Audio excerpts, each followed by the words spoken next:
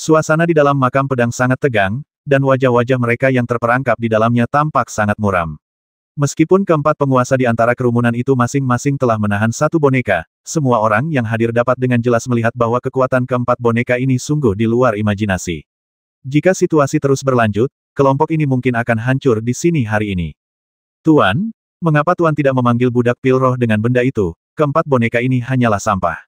Saat Du Fei menghindari serangan boneka itu, suara Xiao Bai juga terdengar di dalam hatinya. Tidak, kita tidak bisa menggunakan kartu truf ini di tempat sekecil ini kecuali dalam situasi di mana kita pasti akan mati. Kalau tidak, kita hanya bisa menggunakan kekuatan yang terlihat. Aku tidak percaya orang lain akan menggunakannya tanpa ragu.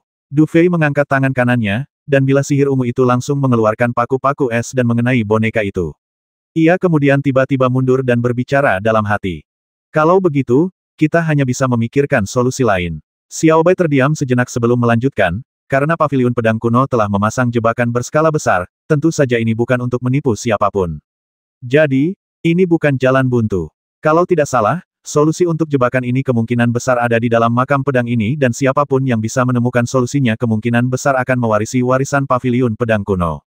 Mendengar apa yang dikatakan Xiao Bai, Du Fei mengangguk perlahan. Visi Xiao Bai selalu sangat tajam, dan pengetahuannya juga luar biasa. Meskipun terkadang agak mengecewakan, biasanya sangat berguna di saat-saat kritis. Karena itu, saat ini, Du Fei sangat mempercayai kata-kata Xiao Bai. Maka, pada saat itu ia mengerang, melambaikan tangan kanannya, dan tiba-tiba melihat aliran energi sejati melesat terus-menerus ke arah depan, nyaris menghalangi serangan boneka itu. Pada saat yang sama, pandangannya bergerak cepat di makam pedang. Ada 4 zona pertempuran di dalam makam pedang. Selain zona Du Fei, para manusia berada dalam posisi yang agak canggung di 3 zona lainnya. Meskipun semua orang ingin membantu, setiap kali mereka mencoba, hujan pedang akan miring ke bawah, seolah-olah ada kekuatan misterius yang menghalangi mereka untuk membantu Du Fei dan yang lainnya. Dalam situasi seperti itu, jika keempat orang yang mengambil tindakan bukan semuanya orang kuat di puncak alam sekte bela diri setengah langkah, mereka mungkin tidak akan mampu bertahan lama. Terlebih lagi, yang paling penting, sepertinya, kecuali Du Fei, ketiga orang yang tersisa benar-benar terjerat, bahkan tidak mampu memfokuskan perhatian mereka. Jika situasi ini terus berlanjut, sebagian besar orang yang hadir akan terkuras habis oleh boneka-boneka ini. Lagi pula, mereka semua manusia, dan sekuat apapun energi sejati mereka, pada akhirnya akan habis, sementara boneka-boneka ini seolah tak ada habisnya. Ledakan, serangan boneka itu terhenti, dan seketika tekanan pedang dahsyat lainnya datang ke arahnya, menggores kulit Du Fei dengan menyakitkan. Sosok Du Fei tiba-tiba melompat di udara, dan kali ini ia meraih dengan tangan kanannya, dan seketika puluhan botol pil terlempar keluar, lalu hancur menjadi kekuatan obat murni. Pedang Qian Kun dan hujan pedang dan meteor jatuh. Saat gerakan Du Fei berubah, kekuatan obat murni di udara langsung berkumpul menjadi pedang pendek seukuran telapak tangan. Kemudian, dengan ketukan ringan jari Du Fei, tiba-tiba berubah menjadi hujan pedang dan langsung menyerbu ke arah boneka itu. Bum bum bum. Dalam sekejap, boneka yang sangat kuat itu terjatuh ke tanah, dan tubuhnya bergetar terus-menerus. Memanfaatkan celah ini, Du Fei mengalihkan pandangannya lagi, lalu pandangannya tiba-tiba tertuju pada sudut makam pedang. Tatapan Du Fei tertuju pada salah satu dari 4 pedang raksasa di makam pedang. Pada saat itu, seolah-olah aliran cahaya redup menyambar di atas pedang raksasa ini, dan aliran cahaya yang menyebar ini seakan langsung menyatu dengan formasi pedang di langit, membuat pedang-pedang patah itu memancarkan aura pembunuh.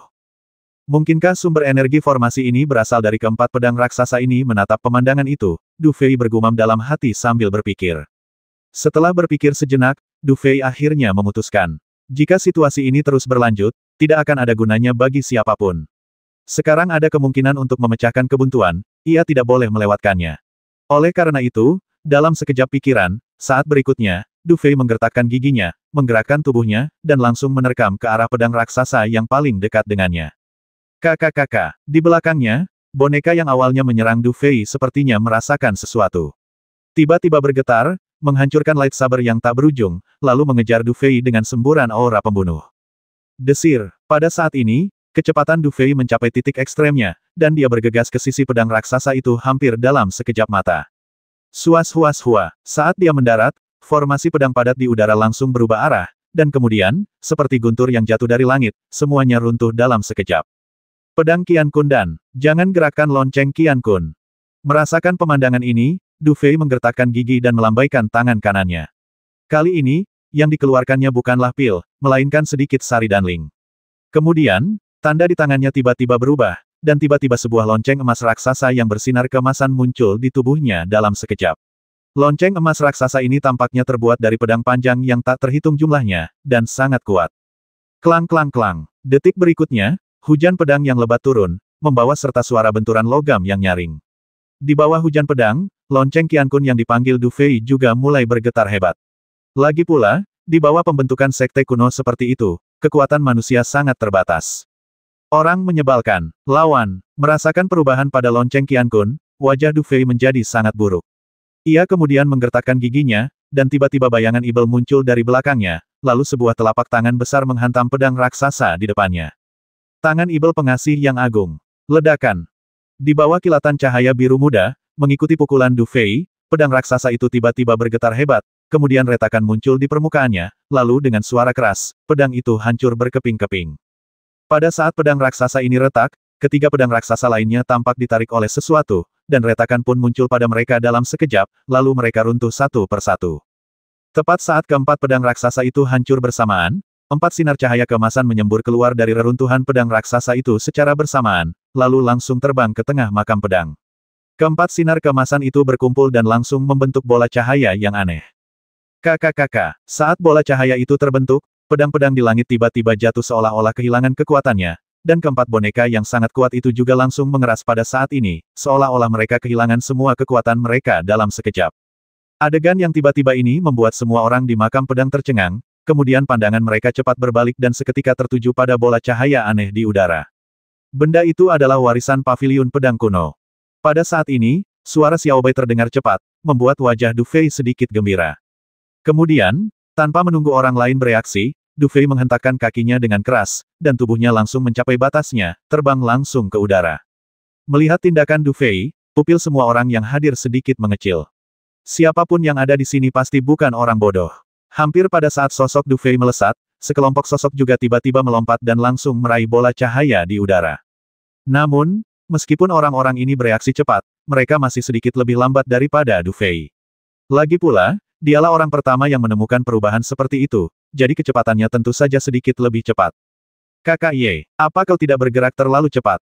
Huang Puzuo, yang hanya selangkah lebih lambat dari Du Fei, melihat pemandangan ini, ekspresinya sedikit berubah, dan dia berteriak dengan suara rendah.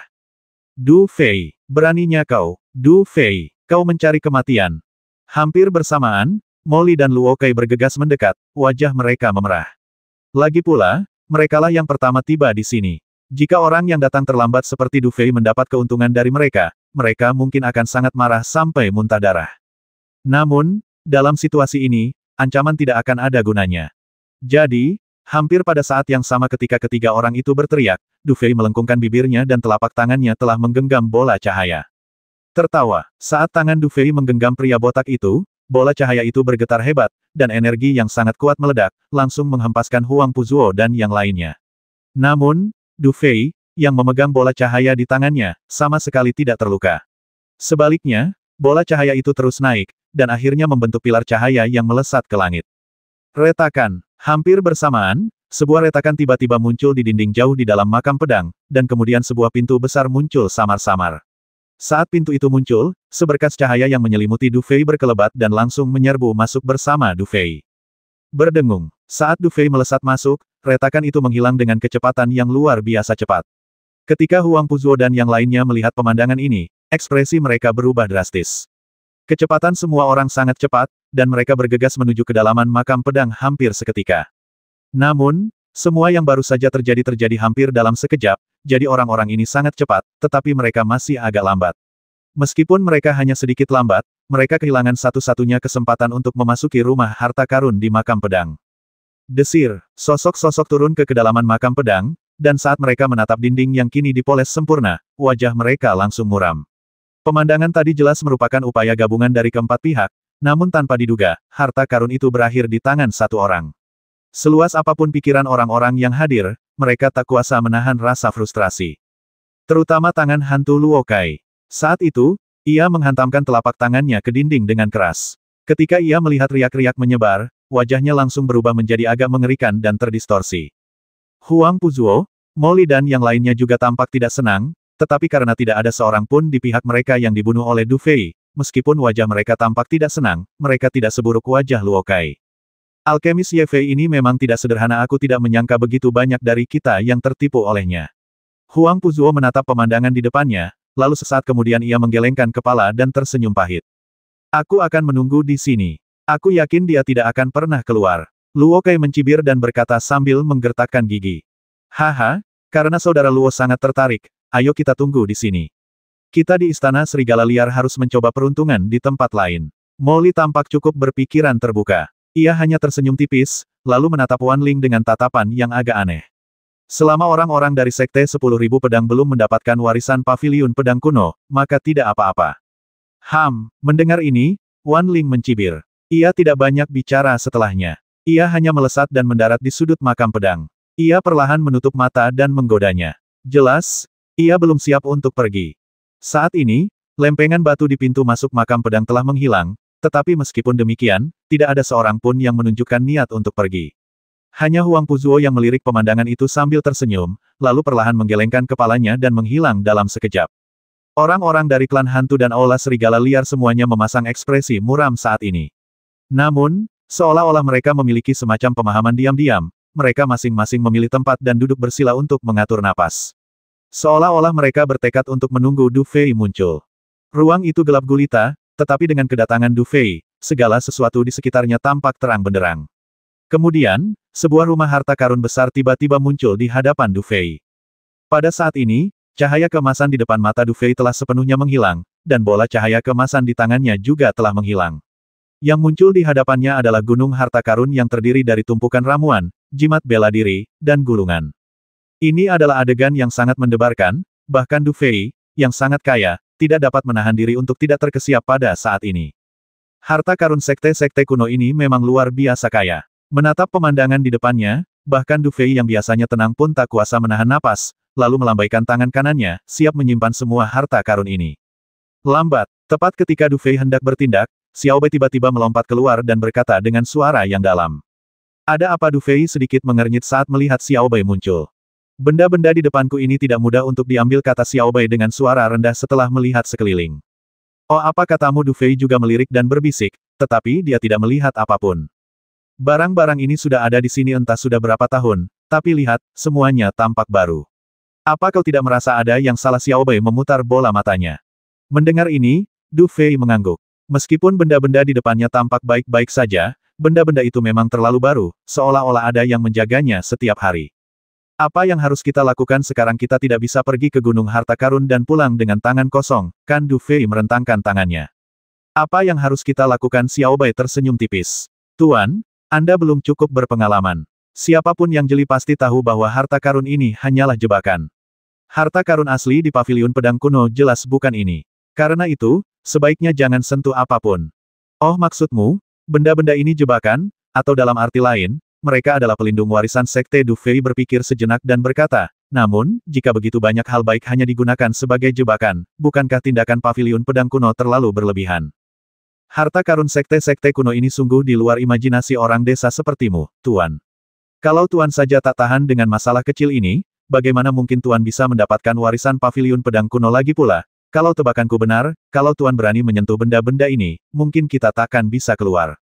Xiao Bei memutar bola matanya.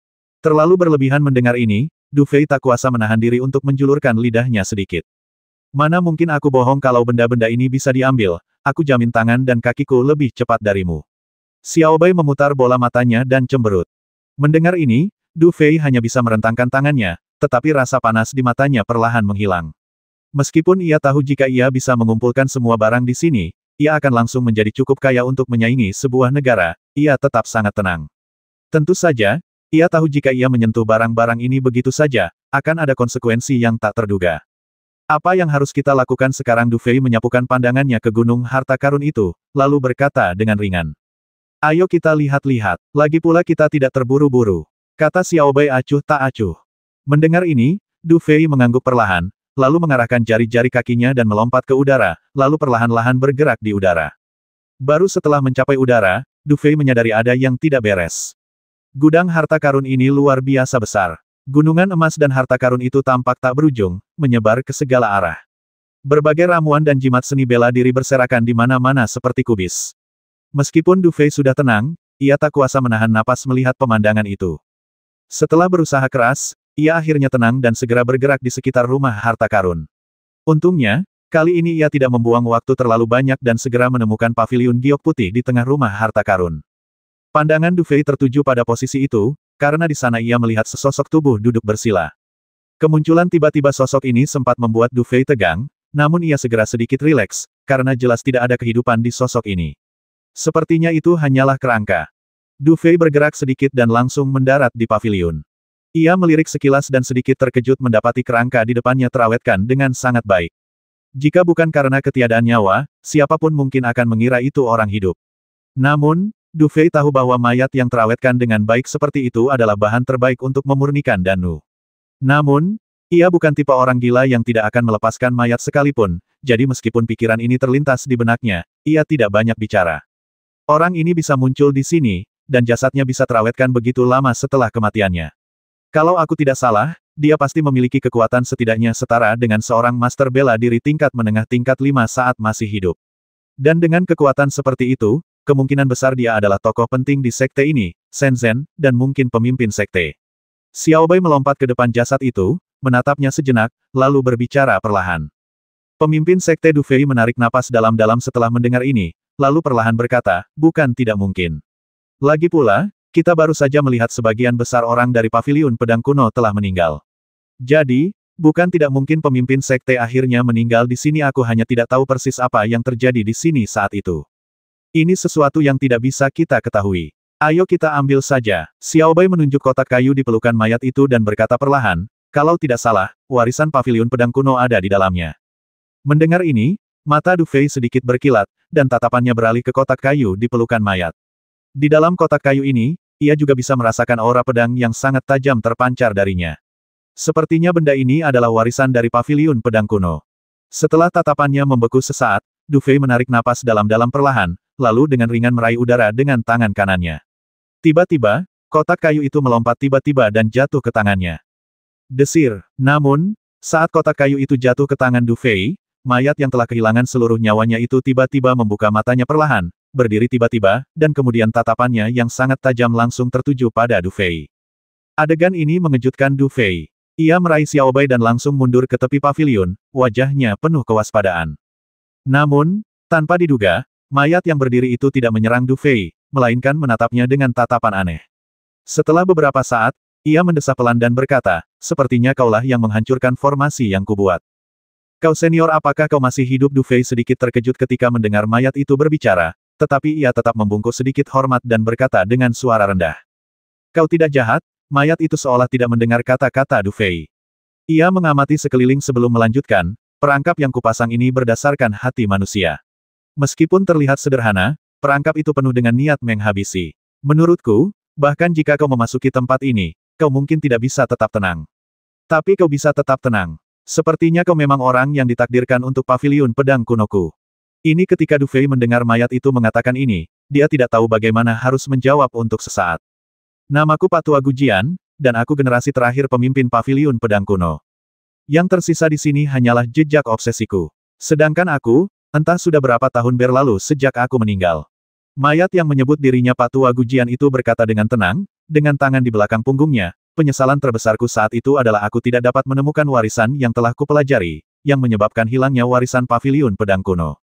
Tapi sekarang kau muncul hari ini, setidaknya itu membuktikan bahwa paviliun pedang kuno tidak ditakdirkan untuk gagal. Wah, kau beruntung, tapi sayangnya, warisan paviliun pedang kuno di tanganku belum lengkap. Jika kau ingin mendapatkan warisan yang lengkap, kurasa kau harus mengandalkan dirimu sendiri. Mendengar kata-kata lelaki tua itu, hati Du Fei sedikit tergerak, dan ia sudah sedikit mengerti. Kemungkinan besar, Sekte Wanjian dan Paviliun Pedang Kuno memiliki hubungan darah, dan warisan lainnya mungkin berada di tangan Sekte Wanjian. Untungnya, ia tidak terlalu antusias dengan warisan Sekte Pedang Kuno, jadi ia tidak merasa kehilangan banyak hal dan hanya mengangguk pelan. Melihat ekspresi tenang Du Fei, lelaki tua dengan pedang kuno itu tampak cukup puas dan mengangguk perlahan. Senior, ini bukan pertama kalinya Du Fei melihat orang seperti ini, jadi dia tidak terlalu gugup. Setelah ragu sejenak, dia berbisik, saya punya pertanyaan. Oh kamu, seorang junior, masih punya pertanyaan? Kalau begitu, silakan bertanya. Pak Tua Gujian tampak sedikit terkejut, tetapi tetap berbicara dengan tenang. Kalau begitu aku tidak akan sopan. Senior, sejak aku memasuki ibu kota kekaisaran kuno ini, terutama istana bawah tanah paviliun pedang kuno, hatiku dipenuhi keraguan.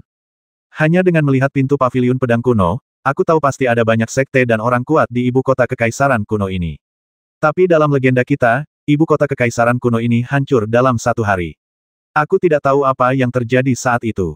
Du Fei merenung sejenak dan menanyakan pertanyaan yang paling mengkhawatirkannya. Apa yang terjadi saat itu? Mendengar kata-kata Du Fei, wajah kaku lelaki tua itu tampak sedikit bergetar. Setelah beberapa saat, ia menatap Du Fei dalam-dalam, dan akhirnya tatapannya jatuh pada Xiao Bei yang terduduk di tanah.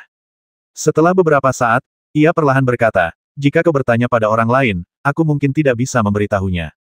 Tapi karena kau memiliki jiwa bela diri, maka tidak apa-apa untuk memberitahumu, namun, aku tidak bisa menjelaskan persis apa yang terjadi saat itu. Paling-paling, aku bisa memberitahumu apa yang kudengar dan kulihat. Namun, anak muda, apa yang terjadi saat itu, menurutku, sudah mendekati rahasia terbesar di dunia. Jika kau tahu, itu tidak akan bermanfaat bagimu. Meski begitu, apakah kau masih ingin tahu? Mendengar ini, Du Fei sedikit terkejut. Setelah beberapa saat, ia ragu-ragu dan berkata, mungkinkah apa yang terjadi saat itu ada hubungannya dengan Ibel ekstrateritorial? Kau benar-benar tahu tentang Ibel ekstrateritorial? Mendengar ini, lelaki tua dengan pedang kuno itu juga sedikit terkejut.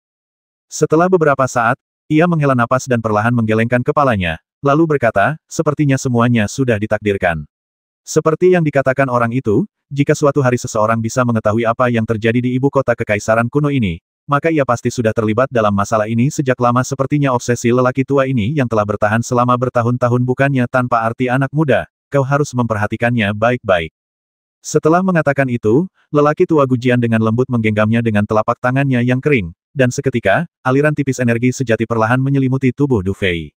Detik berikutnya, Du Fei merasa pusing, seolah-olah ia telah memasuki ruang asing. Perubahan mendadak seperti ini bukan pertama kalinya Du Fei mengalaminya, jadi ia tidak melawan terlalu keras. Ia hanya menenangkan diri sejenak dan menutup matanya. Setelah kelima inderanya kembali normal, ia perlahan membuka matanya. Kemudian, sebuah pemandangan yang sangat kuno muncul di hadapannya. Yang muncul di hadapannya saat ini adalah sebuah kota besar yang sangat makmur di puncak pegunungan. Tampak tak terhitung banyaknya sosok berdiri di atas langit kota, dan aura mereka begitu dahsyat, jauh lebih dahsyat daripada siapapun yang pernah dilihat Du Fei. Namun, aura sekuat itu tampaknya hampir tak terhitung jumlahnya di atas kota besar ini. Du Fei menarik napas dalam-dalam sambil menyaksikan pemandangan itu. Setelah beberapa saat, ia akhirnya tenang. Ia kemudian mulai mengenali pemandangan itu. Itu adalah ibu kota kekaisaran kuno di puncak kejayaannya. Pemandangan ini pastilah kenangan yang diwariskan oleh pendekar pedang kuno itu. Pada saat ini, wajah-wajah sosok-sosok yang melayang di udara tampak sangat serius, seolah-olah mereka sedang bersatu untuk melawan sesuatu. Dan sesaat kemudian, tiba-tiba, lapisan-lapisan udara hitam yang bergulung-gulung terlihat menyebar dari segala penjuru ibu kota kekaisaran kuno. Gas-gas hitam ini tampak biasa saja, tetapi tampaknya mengandung aura yang sangat kuat. Kemanapun gas hitam itu menyebar, makhluk-makhluk kuat itu terhempas menjadi kabut berdarah dengan suara bang. Namun, meskipun begitu, ketika mereka melihat gas hitam datang dari segala arah, orang-orang kuat di udara langsung terpental, menghantam udara seolah-olah mereka mempertaruhkan nyawa mereka. Tubuh para pria kuat itu meledak dengan cepat, dan serangan bunuh diri mereka menyebabkan energi hitam sedikit menghilang. Kemudian, di tengah energi hitam yang tak berujung itu, sesosok samar menjulang muncul. Di bawah aura yang terpancar dari sosok ini, para pria luar biasa kuat itu tampak seperti semut. Ini adalah Ibel dari luar wilayah ini. Melihat pemandangan ini, Du Fei tiba-tiba merasa tangan dan kakinya dingin. Dia bukan orang bodoh, jadi dia tentu saja bisa melihat bahwa orang-orang kuat ini bahkan tidak akan mampu menahan satu pertemuan pun dengan udara hitam, dan bahkan jika dia mengungkapkan semua kartunya, nasibnya mungkin akan sama. Awalnya, karena Ibel magma yang pernah ditemuinya sebelumnya, ia sedikit terintimidasi oleh Ibel-Ibel ekstrateritorial ini. Namun, saat ini, Du Fei menyadari bahwa Ibel-Ibel ekstrateritorial ini adalah eksistensi yang sangat kuat, dan di hadapan eksistensi semacam itu, perlawanan dan perlawanan apapun akan sia-sia. Bang bang bang bang. Di udara, sosok-sosok manusia terus meledak. Pada akhirnya, hanya beberapa sosok yang mampu bertahan di langit. Aura sosok-sosok ini tampaknya berkali-kali lipat lebih kuat daripada orang-orang kuat yang telah jatuh. Udara hitam yang membuat orang-orang kuat itu meledak seketika tampaknya tidak berarti apa-apa bagi mereka. Berdengung, sosok-sosok yang tersisa di udara tiba-tiba melayang ke udara, melambaikan tangan mereka satu demi satu. Sinar Ki melesat ke segala arah, dan sesaat kemudian, Ki tersebut meledak, membersihkan udara hitam sepenuhnya dari udara. Pada saat yang sama, tubuh yang telah dikaburkan oleh udara hitam itu langsung terlihat. Namun, sosok raksasa itu hanya meraung dan lenyap dalam sekejap. Kemudian, para pria super kuat yang awalnya berdiri di udara dengan tangan di belakang punggung tampak bergetar hebat, lalu dengan cepat berjatuhan ke segala arah di kota. Setelah itu, aura yang sangat kuat ini pun perlahan menghilang. Adegan itu tiba-tiba berhenti, dan mata Du Fei sedikit berkedip, lalu ia kembali ke tempatnya semula. Namun, meskipun ia tahu bahwa apa yang baru saja dilihatnya hanyalah sebagian kecil dari apa yang terjadi tahun itu, Du Fei juga tahu bahwa karena insiden itulah ibu kota kekaisaran kuno hancur total. Tidak heran ibu kota kekaisaran kuno hancur dalam semalam. Aku memperkirakan sebagian besar orang kuat di ibu kota kekaisaran kuno pada masa itu tewas dalam pertempuran itu. Mayat-mayat yang kulihat di luar pastilah murid-murid biasa yang tidak memenuhi syarat untuk berpartisipasi dalam pertempuran tingkat itu. Yang di depanku kemungkinan besar adalah salah satu dari sedikit yang bertahan sampai akhir. Kalau tidak, dia tidak akan meninggalkan warisan apapun. Pikiran ini terlintas di benak Du Fei. Setelah beberapa saat, ia akhirnya tersadar. Ia segera membungkuk kepada lelaki tua Gujian dan berkata dengan suara berat, "Senior, karena pertempuran yang begitu mengejutkan terjadi saat itu, aku ingin tahu apakah makhluk yang terbungkus udara hitam itu telah musnah." Jatuh mendengar ini, senyum getir muncul di wajah kering lelaki tua Gujian. Ia menggelengkan kepala dan terkekeh getir sebelum perlahan berkata, "Keberadaan seperti itu, dengan upaya gabungan terakhir kita para abadi tua, hanya mampu menangkalnya. Kita masih belum bisa menghabisinya.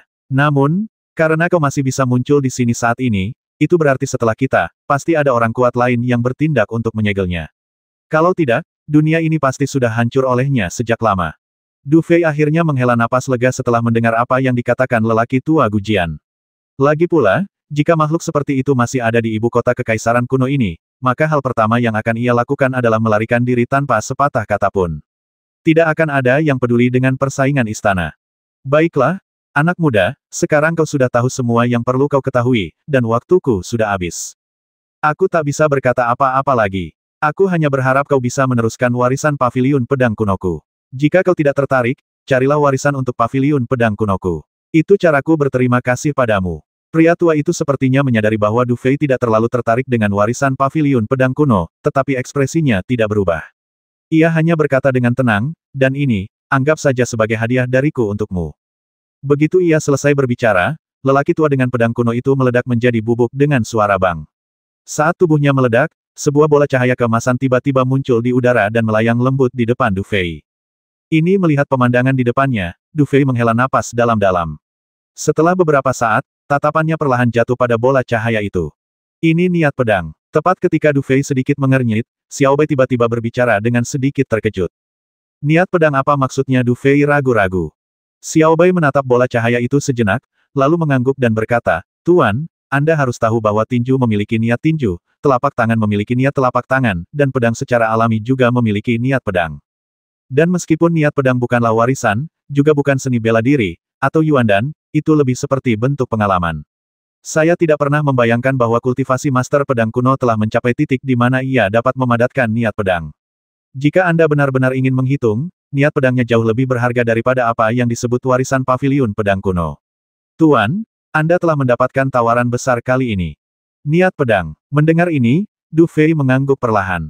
Jika ia mengerti dengan benar, niat pedang seharusnya merupakan semacam kekuatan yang sepenuhnya melampaui kekuatan fisik, mirip dengan kekuatan aturan atau pikiran.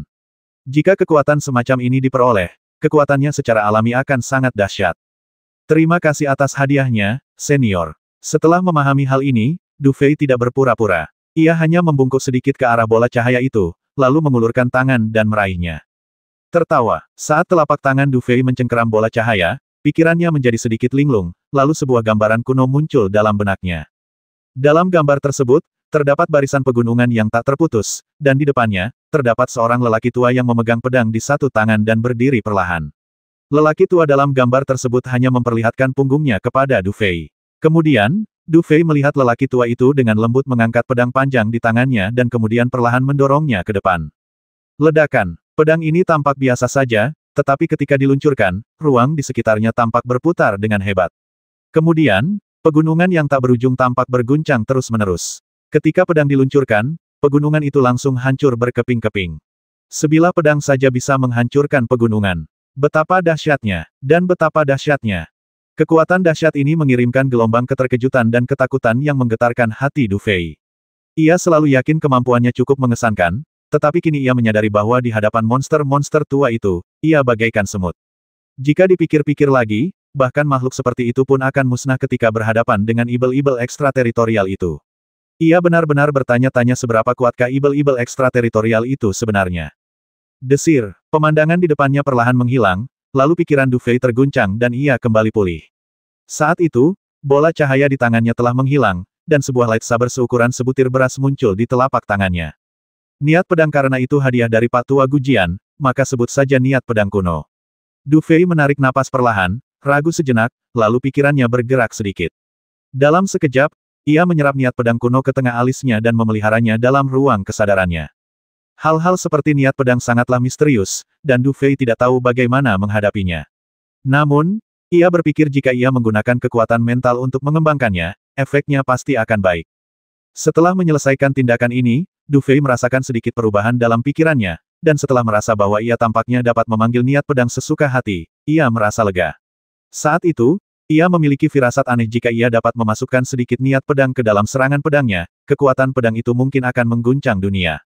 Sepertinya aku benar-benar mendapat untung besar kali ini, Du Fei tak bisa menahan senyum dan berbicara perlahan. Tuan, Anda sangat beruntung mendapatkan benda berharga seperti ini. Dengan benda ini, Long Aotian akan kesulitan melawan Anda. Xiao Bai juga tersenyum tipis. Sulit untuk mengatakannya. Du Fei tidak terbawa suasana, tetapi hanya berkata, saat pertama kali bertemu Long Aotian, dia hanyalah seorang seniman bela diri tingkat tinggi tingkat 8, tetapi sekarang dia telah mencapai puncak alam bela diri setengah langkah. Dari titik ini saja, dapat dilihat bahwa orang ini benar-benar yang terbaik dalam hal bakat dan keberuntungan. Tidak ada gunanya meremehkannya. Tuan masih berhati-hati, ya Xiao Bai hendak mengatakan sesuatu, tetapi tiba-tiba mengerutkan kening dan melihat sekeliling. Melihat hal ini, Du Fei segera mengamati area tersebut. Seketika, tumpukan harta karun yang padat itu lenyap. Akhirnya, rumah harta karun yang dulunya penuh harta karun itu pun seketika kosong. Namun, setelah semua harta karun itu lenyap, gelombang energi mengalir deras di kehampaan. Kemudian, sesuatu seperti tablet giok jatuh ke tanah. Ini jimat harimau ibu kota kekaisaran kuno. Ia mengangkat tangannya dengan santai dan menghisap benda itu. Saat matanya menyapu ke atas, wajah Du Fei sedikit berubah, dan ia bergumam, sepertinya kali ini akan ada masalah. Masalah Tuan, sekarang setelah Anda mendapatkan benda ini, bukankah itu berarti Anda memenuhi syarat untuk mengikuti putaran kedua kompetisi istana? Ada masalah apa? Tanya Xiao Bai ringan. Du Fei menarik napas dalam-dalam dan berkata dengan suara berat, semuanya tidak sesederhana yang kau pikirkan. Kalau aku tidak salah, untuk mendapatkan jimat harimau ini, seseorang harus melalui pengalaman serupa dan mendapatkan warisan sekte. Barulah seseorang bisa mendapatkan jimat harimau. Dengan kata lain, kekuatan 7 orang lainnya yang mendapatkan jimat harimau pasti akan meningkat pesat. Aku bukan satu-satunya yang akan merasakan manfaatnya. Ekspresi Xiao Bai berubah setelah mendengar kata-kata Du Fei. Ia tentu saja mengerti apa yang dimaksud Du Fei. Meskipun Du Fei telah memperoleh roh pedang kuno, karena warisan yang dimilikinya belum lengkap, kualitasnya jelas tidak sebaik jimat harimau yang diperoleh orang lain. Dan jika 7 orang lainnya yang memperoleh jimat harimau juga mengalami peningkatan kekuatan yang pesat karena mendapatkan warisan kuno, maka ini mungkin bukan hal yang baik bagi Du Fei. Lalu Tuan, apa yang akan Anda lakukan? Xiao Bai ragu sejenak sebelum berbisik. Ekspresi Du Fei sedikit berubah sesaat sebelum ia berkata dengan suara berat, satu-satunya cara sekarang adalah merebut warisan lainnya. Dan kali ini, kita harus mendapatkan seluruh warisan. Kalau tidak, kita akan tertinggal. Namun, kita sudah membuang terlalu banyak waktu di istana bawah tanah paviliun pedang kuno.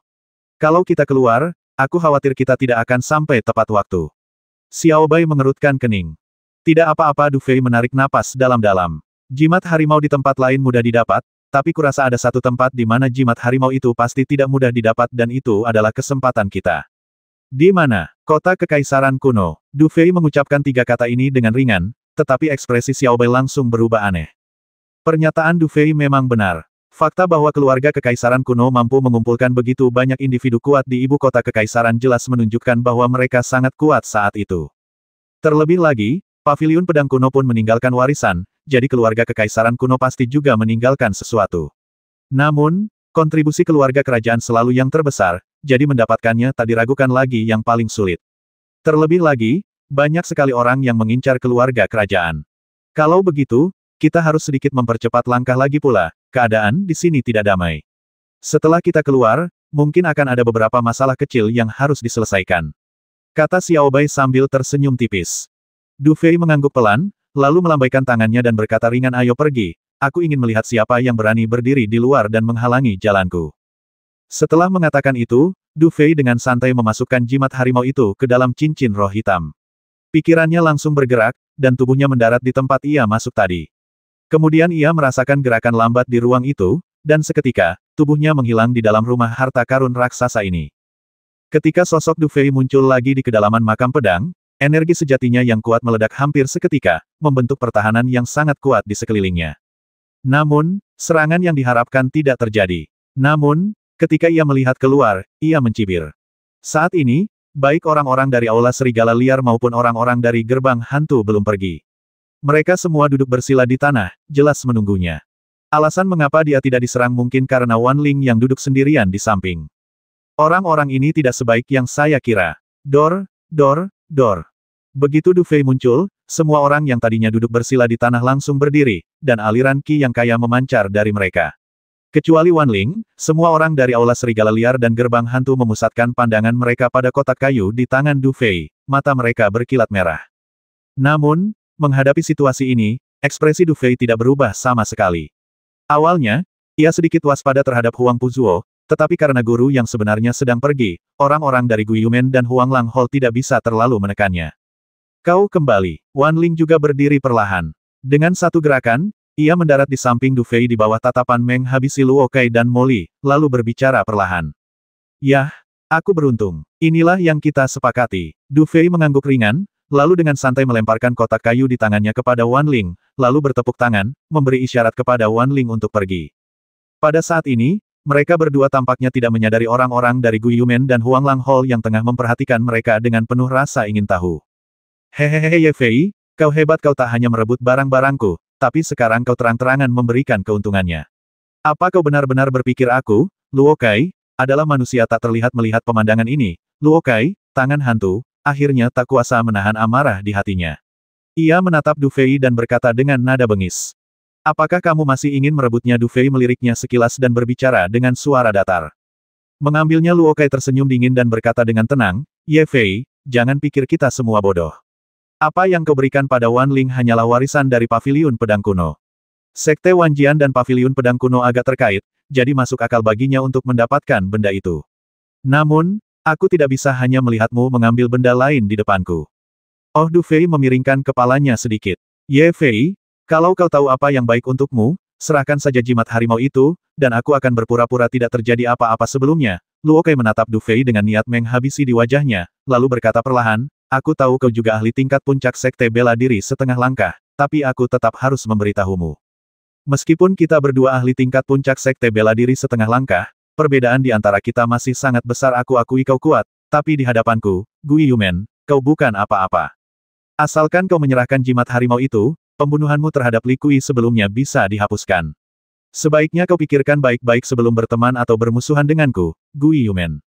Harus diakui, meskipun kata-kata Luo Kai agak arogan, ia memang pantas mengatakannya.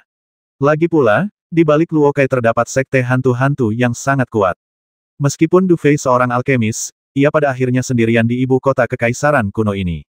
Jika ia membuat sekte hantu-hantu marah, nasibnya mungkin akan buruk. Setelah kata-kata Luo Kai selesai, bahkan tatapan Moli dan Wan Ling pun berubah aneh. Namun, setelah ragu sejenak, Wan Ling sedikit menggeser langkahnya dan berdiri berdampingan dengan Du Fei. Makna dari perkataan ini sudah jelas. Melihat pemandangan ini, wajah Luo Kai sedikit muram. Ia tidak hanya takut pada Wan Ling, tetapi Wan Ling mewakili seluruh sekte Wanjian. Warisan Paviliun Pedang Kuno ini belum lengkap. Kurasa itu fragmen seni 10.000 pedang yang kau inginkan. Kau bisa pergi ke belakang untuk memahaminya. Urusanku sendiri, aku bisa mengurusnya sendiri. Di makam pedang, di bawah tatapan banyak orang, Du Fei berbicara ringan kepada Wan Ling. Segera, ia melangkah maju dengan ringan, tatapannya perlahan jatuh pada Luo Kai, lalu berkata dengan ringan, aku sedang dalam suasana hati yang baik hari ini dan tidak ingin menghabisi siapapun. Sekarang, bawa orang-orangmu dan keluar.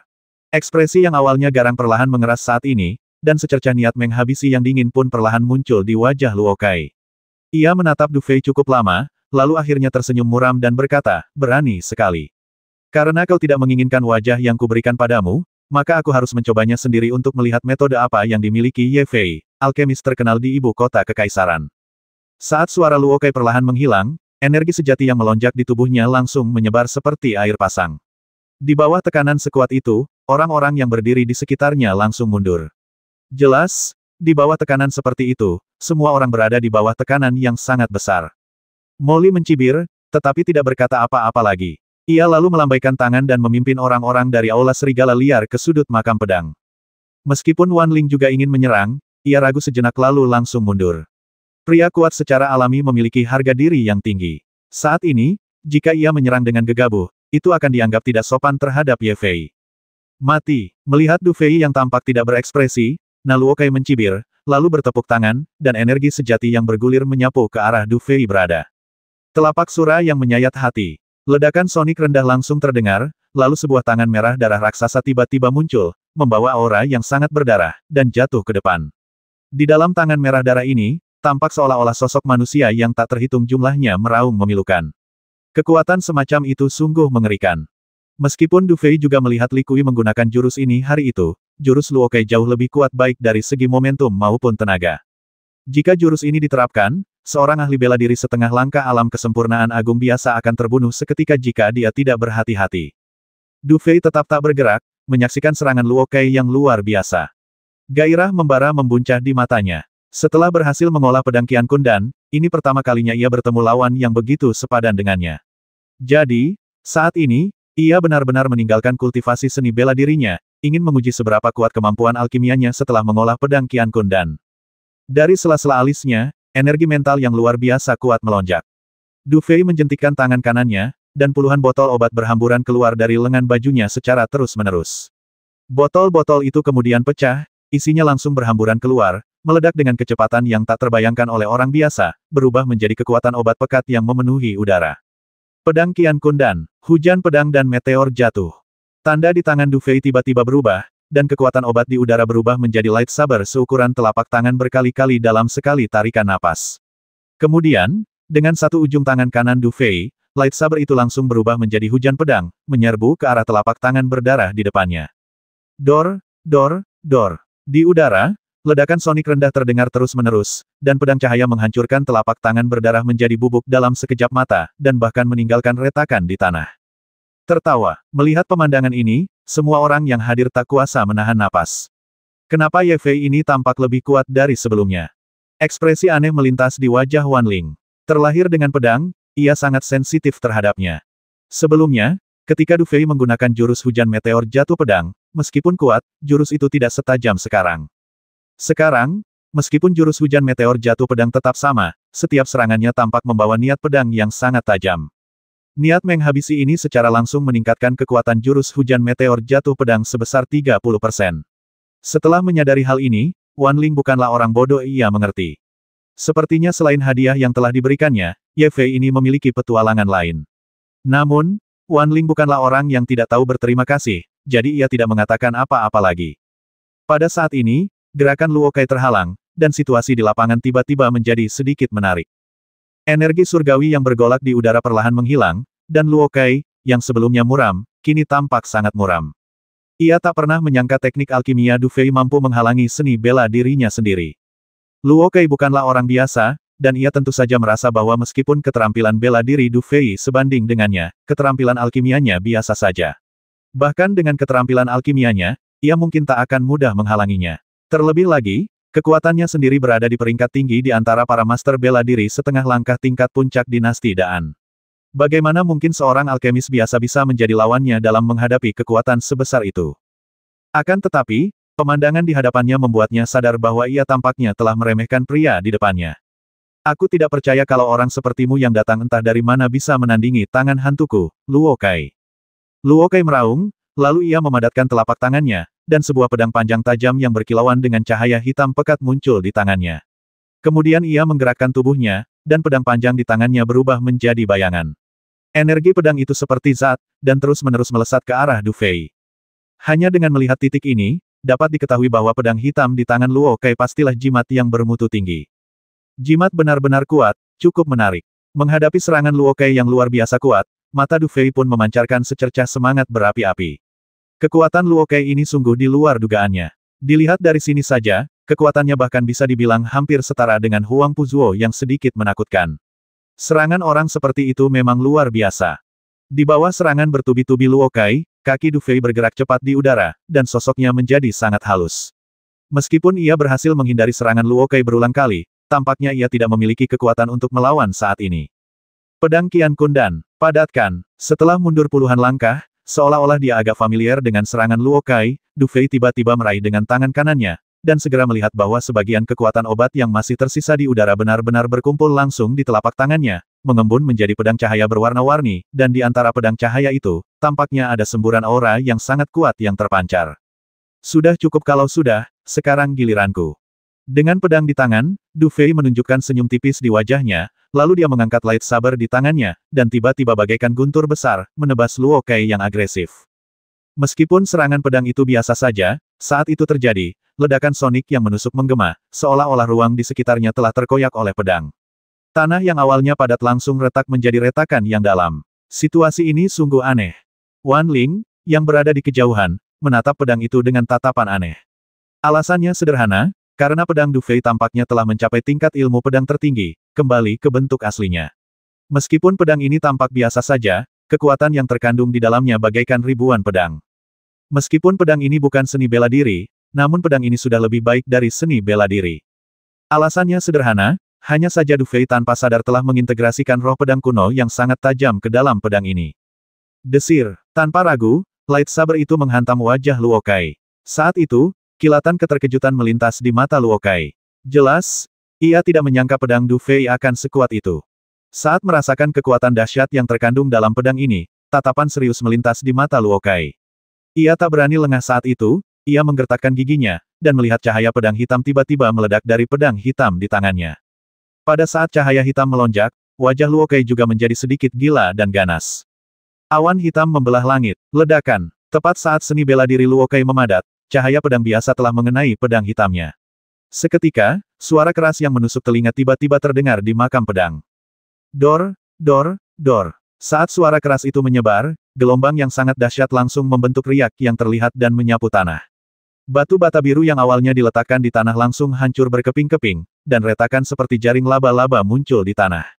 Pedang-pedang patah yang awalnya berserakan di mana-mana juga bergetar terus-menerus.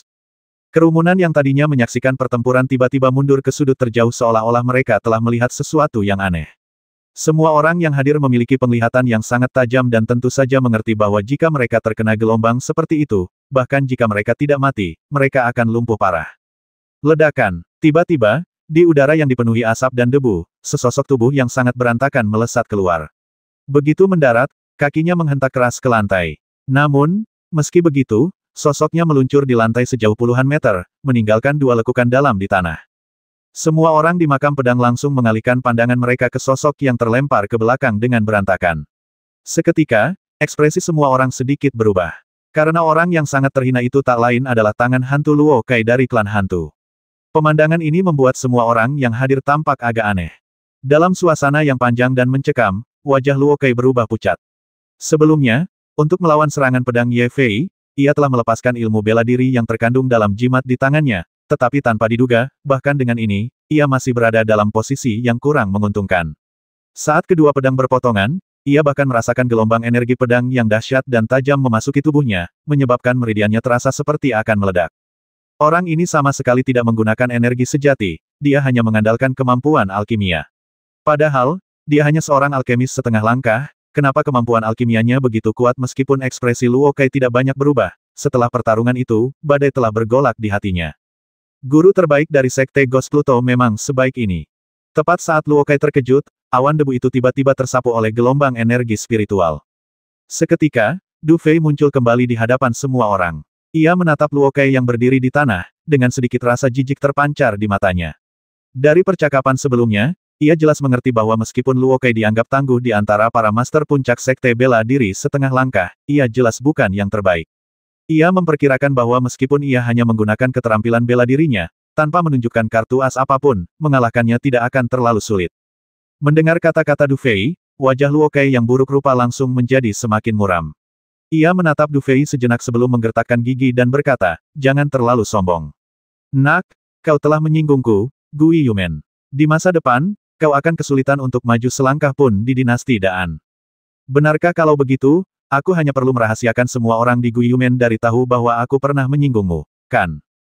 Menghadapi ancaman Luo Kai, Du Fei hanya tersenyum tipis. Kemudian, di hadapan tatapan ngeri semua orang, ia perlahan mengangkat tangan kanannya dan menebas ke depan dengan pedang lainnya.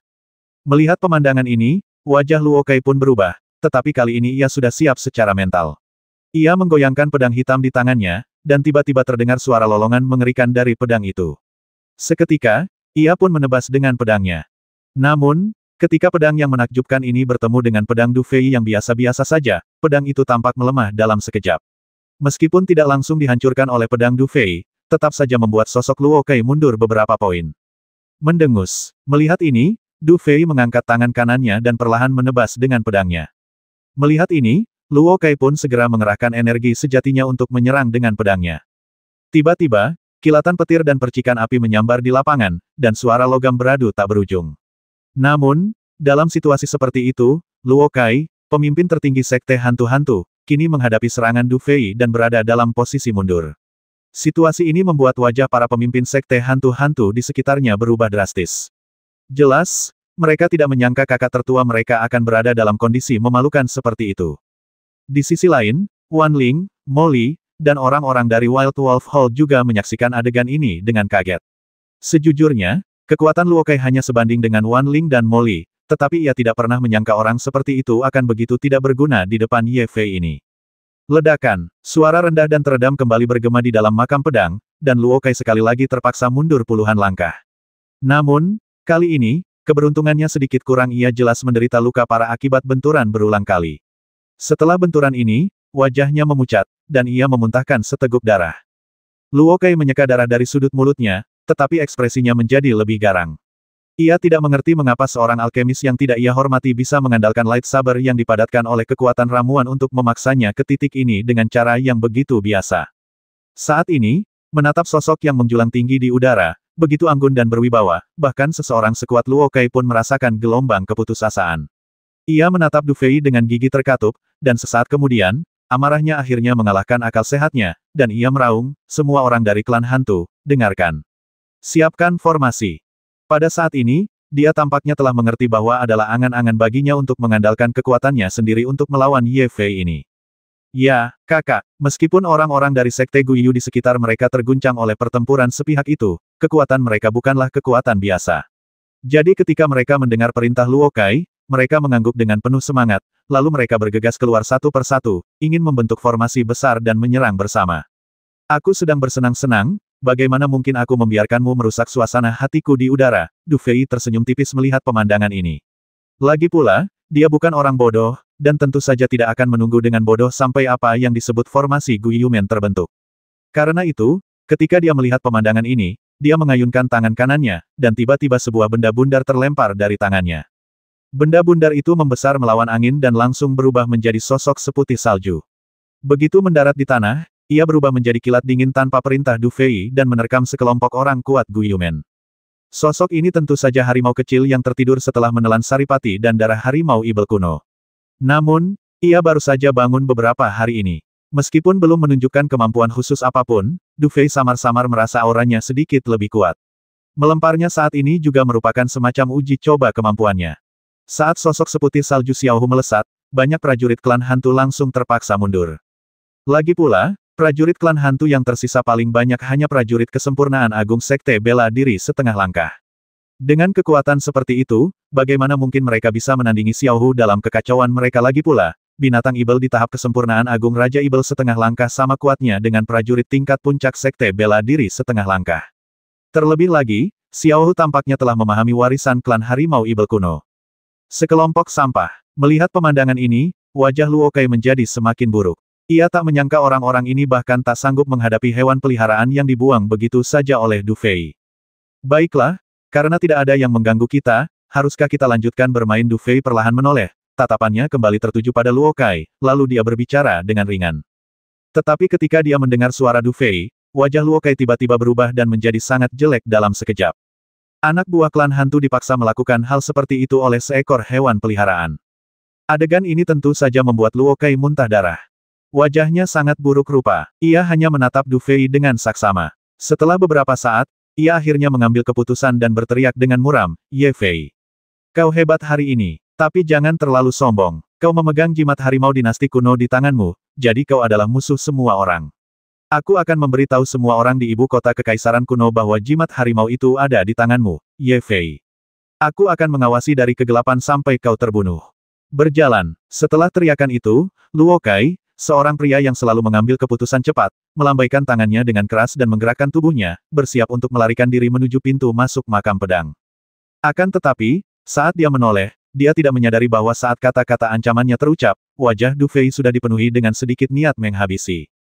"Sepertinya kau berencana menyebarkan berita hari ini. Apa kau benar-benar berpikir aku, Du Fei, bodoh asal aku menghabisi semua orang Guiyumen di sini? Aku yakin tidak ada yang tahu kalau aku yang mendapatkan jimat harimau itu." Du Fei mendengus dingin, lalu dengan kekuatan telapak tangannya, ia menghancurkan lightsaber di tangannya. Kemudian, tangan kanannya menyapu cincin roh hitam itu lagi, dan tiba-tiba puluhan botol porselen muncul dalam sekejap, lalu meledak di udara, menampakkan pil-pil berkhasiat obat yang kuat. Pedang Qian Kun Dan. Saat jejak tangan Du Fei berubah, kekuatan mental yang melonjak langsung menyapu seperti badai, menyebabkan pil di udara meledak seketika, dan kemudian membentuk pedang raksasa yang memancarkan cahaya kemasan. Pedang langit pembelah Qian Kun. Niat menghabisi melintas di mata Du Fei, dan kali ini, ia benar-benar mengambil inisiatif untuk menggerakkan niat pedang kuno di antara alisnya. Tiba-tiba, ia melihat niat pedang yang sangat tajam terpancar dari pedang raksasa yang terkondensasi di udara. "Pergi." Tepat saat niat pedang menyebar, Du Fei mengangkat jarinya dan menunjuk ke arah Luo Kai. Tiba-tiba, ledakan sonik terdengar. Pedang raksasa di udara belum mencapai tubuhnya, tetapi niat pedang yang sangat tajam telah menyelimuti seluruh tubuh Luo Kai. Engah. Meskipun Luo Kai segera mengerahkan kinya untuk melindungi tubuhnya, ia meremehkan ketajaman niat pedang kuno itu. Saat niat pedang yang tak terlihat dan tak berbekas itu memasuki tubuhnya, meridiannya tertusuk dan dantiannya meledak, lalu ia menyemburkan seteguk darah. Serangan mematikan ini akhirnya membuat Luo Kai panik. Baru saat itulah ia menyadari bahwa Du Fei mungkin tidak berniat menghabisinya, tetapi ancamannya telah memenuhi Du Fei dengan niat menghabisi. Namun, meskipun ia mengerti sesuatu saat ini, meskipun ia menyesalinya, semuanya sudah terlambat. "Ye Fei, beraninya kau menghabisiku. Kami, Guiyumen, akan membuatmu membayar harganya." Luo Kai mengangkat kepalanya, menatap Du Fei yang melayang dengan wajah pucat, dan berbicara dengan suara sedih. Ekspresi Du Fei tetap tidak berubah. Awalnya, ia tidak berniat menyinggung semua kekuatan seperti Sekte Hantu Pluto, melainkan ingin memenangkan sekelompok orang untuk digunakan melawan Sekte Junwu dan klan Yun Suilong. Namun sekarang, tampaknya tidak semua orang ini memiliki pemahaman yang baik. Daripada membiarkan mereka menjadi masalah di masa depan, lebih baik melenyapkan mereka semua sekarang. "Waktu aku menghabisi Li Kui tadi, apa yang dia katakan mirip dengan apa yang kau katakan, tapi aku ingin tahu, kalau aku menghabisimu, kakak tertua Guiyumen sekarang, apa yang bisa kau, Guiyumen, lakukan padaku?" Mata Du Fei muram, dan tangannya yang terangkat tiba-tiba mengepal dengan keras. Ledakan. Pedang pembelah langit Qian Kun yang sudah ganas kini melesat ke arah Luo Kai dengan kecepatan yang bahkan lebih dahsyat. Saat itu, wajah Luo Kai berkedut hebat. Namun, bagaimanapun juga, ia adalah makhluk yang luar biasa kuat, tentu saja ia tidak bisa hanya duduk diam menunggu kematian. Ia berteriak dengan keras, dan seketika, ki hitam pekat menyembur dari tubuhnya. Ia menggigit lidahnya, dan seteguk darah menyembur keluar. Ia bertepuk tangan, dan tiba-tiba, sebuah tangan aneh muncul dari kehampaan di belakangnya, menggenggam lightsaber emas itu dengan erat. "Korbankan darah untuk Shuro, dan tangan hantu akan membelah alam semesta." Mencicit, mencicit, mencicit. Saat teknik bela diri ini dilepaskan, percikan api meletus dari lightsaber emas yang direbutnya, dan ledakan sonik yang dalam terus menyapu udara. Gelombang niat pedang yang dahsyat mengguncang seluruh tubuh Luo Kai. Meskipun demikian, ia terus menyemburkan darah, akhirnya menyebabkan pedang yang luar biasa tajam itu perlahan berhenti, ujungnya kurang dari setengah inci dari dadanya. Melihat akhirnya berhasil menahan serangan Du Fei, Luo Kai menghela napas lega. Seketika, raut kebencian terpancar di matanya. Kali ini ia berhasil lolos. Setelah meninggalkan tempat ini, ia harus mengumpulkan orang-orang dan memburu Ye Fei seperti guk-guk mati. Desir. Namun, tepat ketika pikiran-pikiran ini terlintas di benak Luo Kai, ia melihat Du Fei tiba-tiba melangkah ringan di udara, dan sosoknya melesat bagai kilat. Dengan kecepatan seperti itu, tangan kanannya sudah mengepal, lalu ia memukul gagang lightsaber dengan keras. Dor, dor, dor. Hampir di saat berikutnya, lightsaber raksasa itu, masih dengan kekuatan yang luar biasa, menghancurkan tangan hantu merah darah yang dipanggil Luo Kai menjadi debu di hadapan tatapan Luo Kai yang tak percaya. Seketika, di hadapan ekspresi tak percaya Luo Kai, lightsaber raksasa itu, yang dipenuhi dengan niat pedang yang dahsyat, dengan ganas menembus tubuhnya sebelum menghilang tanpa jejak. Suasana di seluruh makam pedang seakan membeku saat itu. Semua orang menyaksikan pemandangan itu dengan ekspresi tak percaya dan kegilaan di wajah mereka. Melihat Luo Kai, yang tubuhnya gemetar tak terkendali, semua orang merasakan beban berat di kepala mereka. Tangan hantu Luo Kai, sosok yang sangat terkenal dan kuat di kalangan generasi muda. Di mata banyak orang kuat di dinasti Daan, ia bahkan bisa dibandingkan dengan para jenius super seperti Long Aotian dan Yun Po Jiang. Namun, sosok seperti itu telah meninggal begitu cepat. Untuk sesaat, tumit banyak orang terasa agak lemas, terutama mereka yang terkena Ghost Pillory. Saat itu, mereka semua linglung dan bodoh, seolah-olah tidak bisa merasakan apapun. Wan Ling dan Mo Li sama-sama merasa sedikit panik. Orang-orang Gu Yumen selalu sangat jahat. Bahkan pasukan teratas di dinasti Daan pun belum tentu mau bermusuhan dengan Gu Yumen.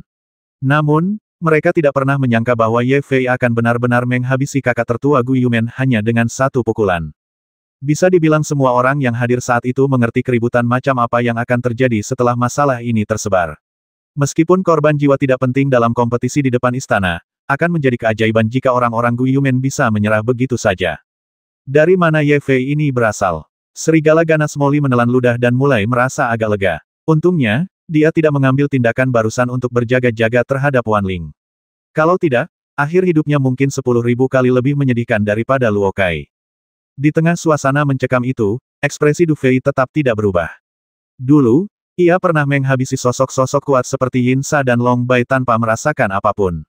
Sekarang, setelah menghabisi Luo Kai, bagaimana mungkin ia bisa merasakan apapun? Namun, yang sedikit mengejutkannya adalah, meskipun ia aktif menggunakan niat pedang kuno, Luo Kai masih memiliki secercah kehidupan. Vitalitasnya luar biasa kuat. Busa darah perlahan mengalir keluar dari sudut mulut Luo Kai, dan matanya, yang vitalitasnya cepat memudar, menatap Du Fei dengan tatapan yang sangat kesal, dan senyum yang mengerikan dan hampir bengkok muncul di wajahnya. Dor, dor, dor. Di bawah aura pedang yang dahsyat, tulang-tulang Luo Kai mulai patah sedikit demi sedikit, tetapi senyum di wajahnya tetap tidak berubah. Pada saat tertentu, ia tiba-tiba menjerit nyaring dan tertawa terbahak-bahak. Ye Fei. Kau tidak bisa lari, karena kau telah menghabisiku. Maka kau harus membayar harganya. Ledakan. Begitu suara itu jatuh, sosok Luo Kai membesar secara aneh, lalu dengan suara keras, ia berubah menjadi kabut berdarah yang memenuhi langit. Namun, kabut berdarah ini tidak langsung menghilang, melainkan membentuk gambar yang agak aneh, seolah merekam semua yang terjadi di sini. Kemudian, kabut itu langsung berubah menjadi cahaya berdarah dan melesat keluar. Tidak bagus. Wajah Du Fei sedikit muram, dan dia menggerakkan tubuhnya, mencoba menghentikan kabut darah itu, tetapi kabut darah itu berkelebat aneh dan langsung menghilang dari kehampaan. Ini alat komunikasi khusus. Kurasa apa yang terjadi barusan telah disampaikan kembali ke Gu Yumen oleh Luo Kai. Suara Xiao Bai terngiang cepat di benak Du Fei. Apakah ada cara, tanya Du Fei Wen. Tidak, Xiao Bai tertawa getir, rekaman itu mungkin sudah terkirim ke klan hantu. Sekalipun kita menghancurkannya, itu tidak akan ada artinya. Namun, klan hantu hanya akan tahu bahwa kitalah pelakunya, tetapi mereka tidak akan bisa mengejar kita. Mendengar ini, Du Fei sedikit mengernyit, tetapi tidak banyak bicara. Lagi pula, Luo Kai punya cara seperti itu, dan tidak ada yang bisa dia lakukan. Bahkan Long Bai pun tidak punya rencana cadangan hari itu, sepertinya dia telah meremehkan hantu ini. Tempat ini terletak di tengah hutan lebat dinasti Daan Selatan. Di tengah rawa yang dipenuhi miasma, sesekali terdengar raungan binatang ibel memenuhi udara. Penduduk setempat mengatakan tempat ini adalah tempat terlarang, 10 orang masuk, 10 orang mati, dan tidak ada kesempatan untuk melarikan diri. Namun, jauh di dalam tempat terpencil ini, terdapat sebuah aula sederhana dan kuno. Aula itu gelap gulita, dan sesekali orang-orang berjubah hitam berjalan perlahan. Mereka bagaikan dunia bawah, seolah telah menguasai sepenuhnya tempat gelap ini. Di bagian terdalam aula, di ruangan yang dingin dan lembab, 3 sosok sedang duduk bersila di atas bantal, dan di depan mereka, api hantu hijau samar menyala perlahan. Ledakan. Pada saat tertentu, bola api hantu itu tiba-tiba berubah menjadi merah, dan kemudian, adegan pertempuran langsung muncul di api hantu itu. Luo Kai sebenarnya sudah mati. Setelah api Will o' the Wisp kembali normal, setelah beberapa lama, pria yang duduk di tengah tiba-tiba berbicara perlahan dan menyeramkan. Bukan hanya Luo Kai, Li Kui tampaknya juga sudah mati. Suara lain juga terdengar perlahan. Suara ketiga terdengar perlahan, juga dengan sedikit nada terkejut.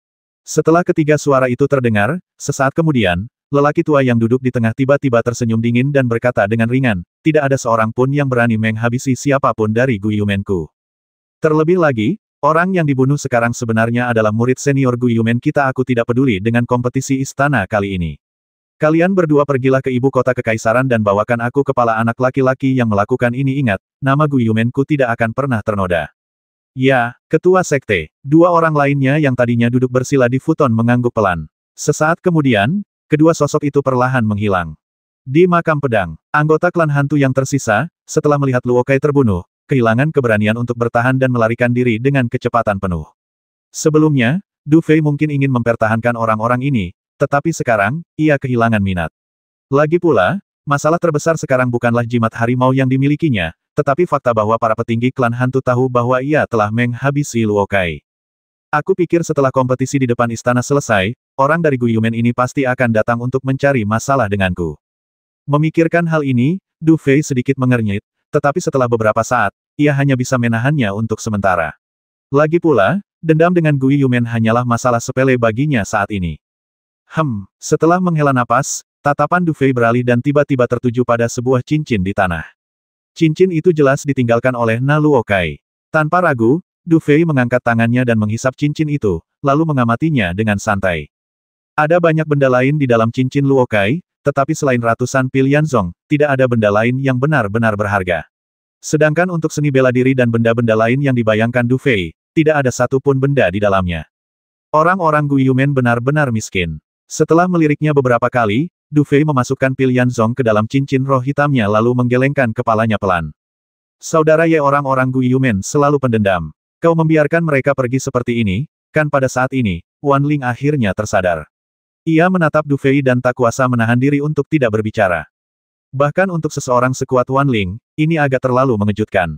Lagi pula, Luo Kai adalah seorang jenius yang telah lama mendominasi dinasti Daan, dan di mata Wan Ling, ia juga merupakan lawan yang tangguh. Namun, dibunuh dengan begitu bersih dan rapi oleh Ye Fei di depan matanya sungguh merupakan tragedi. Karena orang-orang Guiyumen sudah tahu aku menghabisi Luo Kai, tidak apa-apa membiarkan mereka pergi.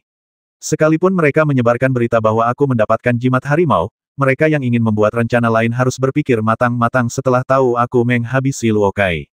Ini seperti menghabisi ayam untuk menakuti Monkey. Du Fei tersenyum tipis, dan dengan gerakan santai, ia memanggil harimau kecil itu kembali. Setelah menyusut kembali menjadi anak kucing, ia menggendongnya kembali. Melihat penampilan Du Fei yang tenang, seolah-olah orang yang baru saja dibunuhnya bukanlah sosok penting, melainkan hanya seekor kucing atau guk-guk di jalan, Wan Ling tidak tahu harus berkata apa selain terdiam. Sementara itu, Molly sudah jauh lebih tenang. Ia menatap Du Fei sejenak sebelum terbatuk. Ia melangkah maju beberapa langkah, membungkuk pelan, dan berkata, Saudara Ye, Anda telah memenangkan pertempuran untuk memperebutkan warisan paviliun pedang kuno. Kami dari Aula Serigala Liar merasa rendah hati. Jika tidak ada yang lain, kami akan pergi. Oh, mata Du Fei berkilat aneh ketika mendengar Molly berbicara.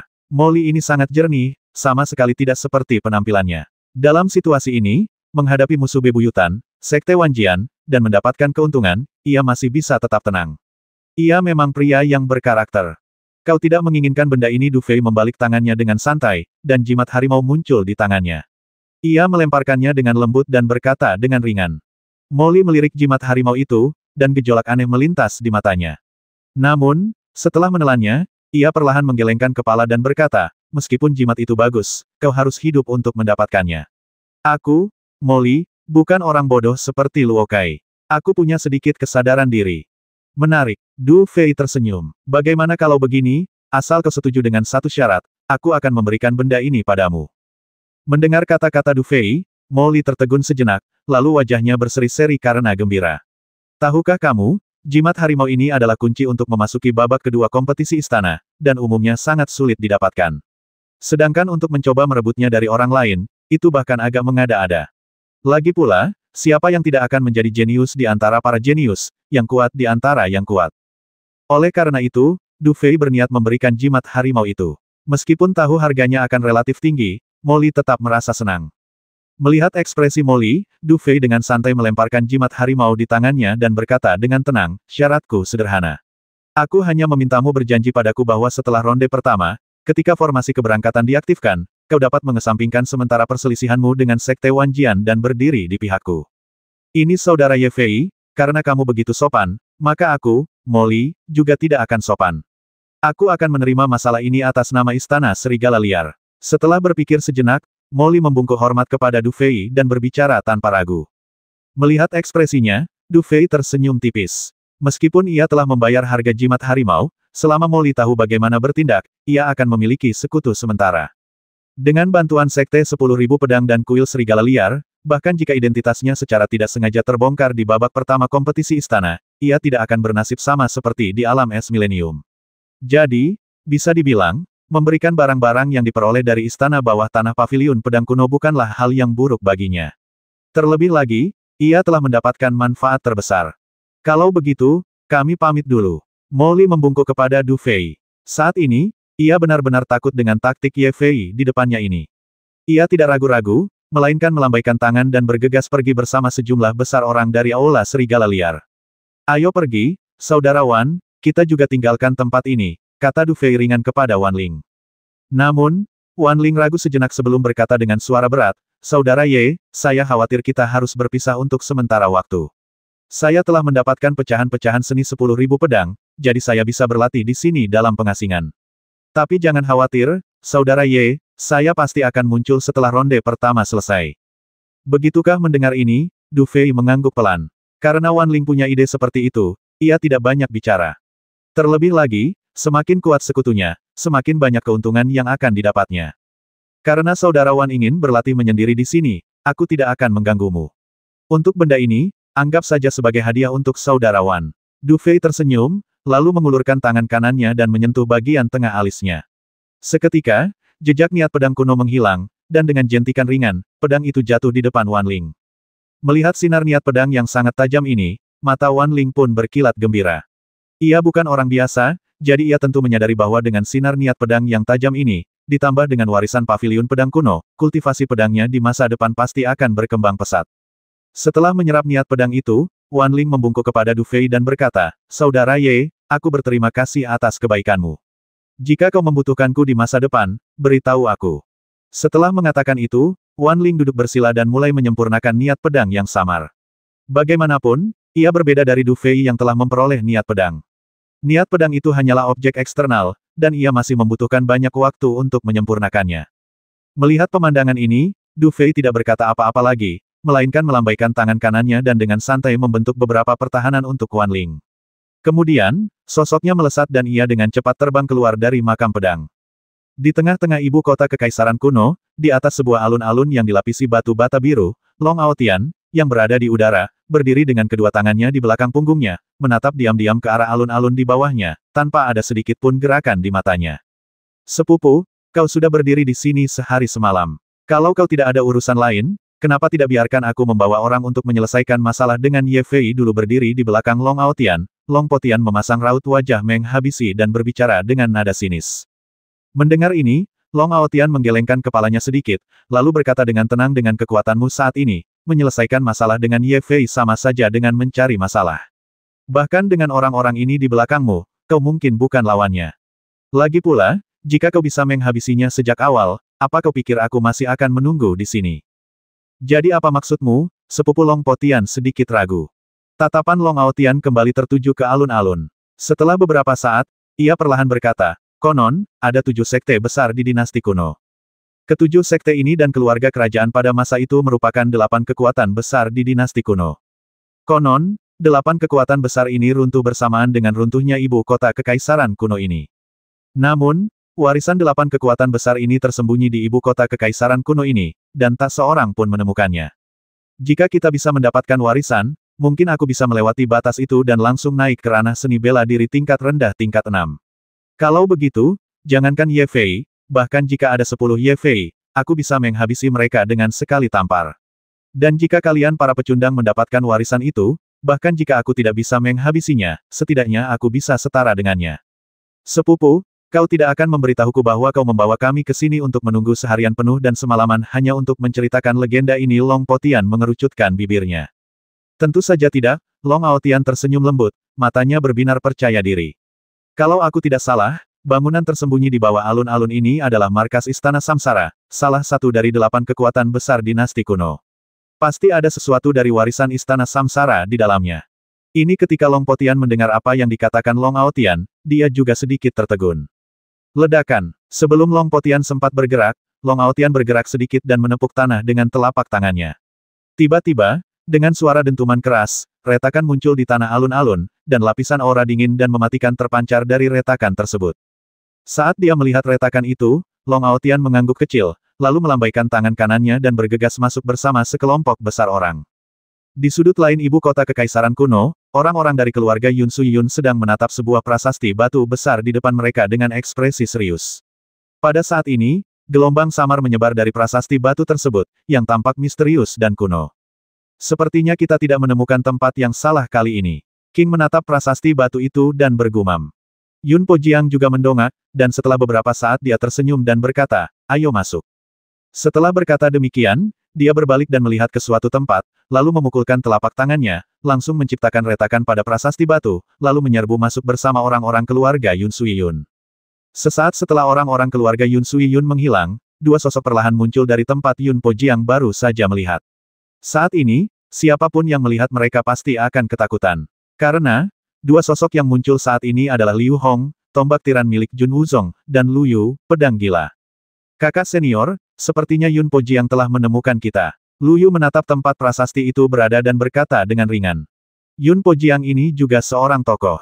Jika dia mendapatkan warisan ini, dia memenuhi syarat untuk melawanku. Liu Hong menyipitkan matanya dan berkata ringan, lepaskan dia. Kita akan berpisah untuk mendapatkan warisan dari 2 tempat lainnya. Tempat ini akan diberikan kepada Yun Po-jiang. Ya, Lu Yu mengangguk sedikit, lalu menginjak telapak kakinya dan bergegas ke sisi lain. Liu Hong juga tersenyum tipis, lalu sosoknya perlahan menghilang. Pada saat yang sama, di ibu kota kekaisaran kuno, orang-orang biasa pada dasarnya ditinggalkan di luar tembok kota, sementara di dalam tembok kota, berbagai kekuatan hampir secara bersamaan melancarkan persaingan. Di ibu kota kekaisaran kuno, aura pembunuh meningkat, dan di bawah langit yang gelap, badai akan segera datang. Awan gelap bergulung-gulung di langit, sesekali disertai kilat dan guntur, bercampur dengan raungan binatang ibel, memberikan suasana mencekam di ibu kota kekaisaran kuno itu. Namun, di tengah suasana ini, suara pertempuran terdengar di kejauhan. Sepertinya seseorang telah menemukan sesuatu yang berharga dan sedang bertempur melawan binatang ibel yang menjaganya. Di ibu kota kekaisaran kuno, monster-monster kuat akan berkeliaran di antara reruntuhan dan tebing dari waktu ke waktu, sambil meraung dari waktu ke waktu.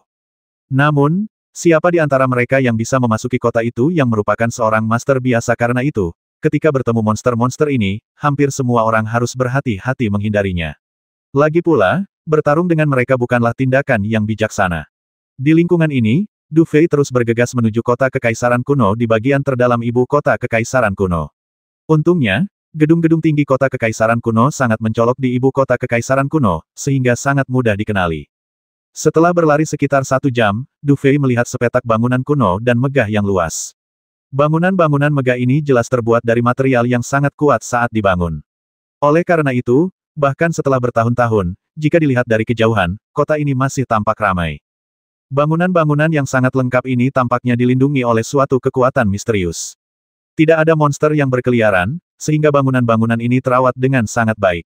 Saat ini, di luar gedung-gedung ini, beberapa sosok samar-samar terlihat lewat. Namun, hal ini wajar saja. Kota kekaisaran kuno di ibu kota kekaisaran kuno begitu mencolok sehingga siapapun yang memiliki sedikit penglihatan akan langsung menuju ke sana. Namun, kota itu terletak di bagian terdalam ibu kota kekaisaran kuno. Mereka yang berhasil mencapainya bisa dibilang adalah generasi muda terbaik dari dinasti Daan. Lagi pula, orang biasa tidak punya cara untuk melewati monster-monster yang padat itu dengan aman. Kalaupun bisa, harta karun yang tersembunyi di mana-mana akan menarik perhatian banyak orang, tetapi tidak semua orang bisa menahan godaan semacam itu. Oleh karena itu, tak seorang pun yang bisa datang ke kota kekaisaran kuno ini adalah orang biasa. Siapapun orangnya, ia memiliki beberapa kartu truf di tangannya. Ketika Du Fei muncul di luar kota kekaisaran kuno, mata mulai tertuju dari segala arah. Banyak orang yang agak akrab dengan alkemis terkenal Ye Fei, sehingga sedikit kewaspadaan melintas di mata mereka saat mereka dengan cepat bergegas menuju kedalaman kota kekaisaran kuno. Setelah mengamati kota kekaisaran kuno sejenak, Du Fei berkata dengan tenang, "Ayo masuk juga.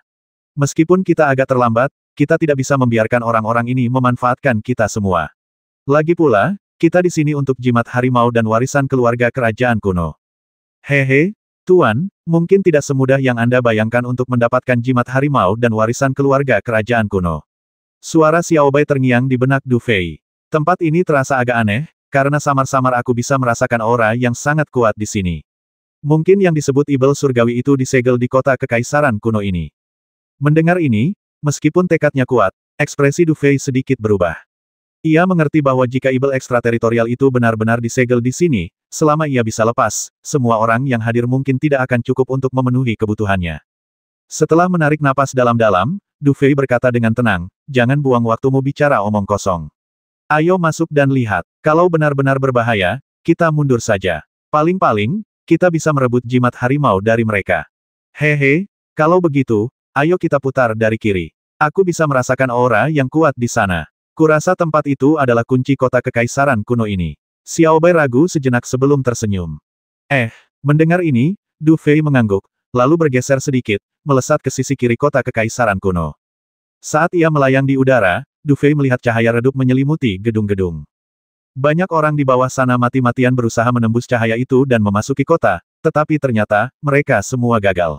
Dengan kata lain, meskipun kota kekaisaran kuno berada di bawah permukaan, kota itu dilindungi oleh semacam pembatas. Masuk tanpa jalur yang jelas akan sulit. Satu-satunya cara untuk masuk adalah dengan menemukan pintu masuk yang ditinggalkan oleh penduduk kota kekaisaran kuno. Ini memberikan peluang masuk yang cukup besar. Setelah bergerak perlahan di udara selama beberapa menit, kecepatan Du Fei akhirnya turun hingga batasnya, dan pandangannya jatuh ke tanah di bawah. Itu adalah area yang agak terbuka di kota kekaisaran, seperti tempat latihan bela diri yang luas. Di tengah tempat latihan, terdapat sebuah istana besar yang dipahat dari batu-batu besar. Di belakang istana terdapat koridor panjang, yang jelas terhubung langsung dengan bangunan-bangunan kota kekaisaran kuno di belakangnya. Selain itu, terdapat banyak prasasti batu besar di lapangan latihan bela diri yang luas. Namun, jika diperhatikan lebih dekat, Anda akan menemukan banyak jejak yang tertinggal di prasasti batu besar ini, seolah-olah seseorang telah menggunakannya sebagai objek untuk berlatih bela diri. Setelah melirik beberapa tempat ini, pandangan Du Fei sedikit bergeser, dan ia segera menyadari bahwa sudah ada banyak sosok di tempat latihan bela diri ini. Jelas, mereka yang masuk ke sini adalah semua kekuatan dan orang-orang kuat dari semua sisi yang mengincar warisan kerajaan kuno.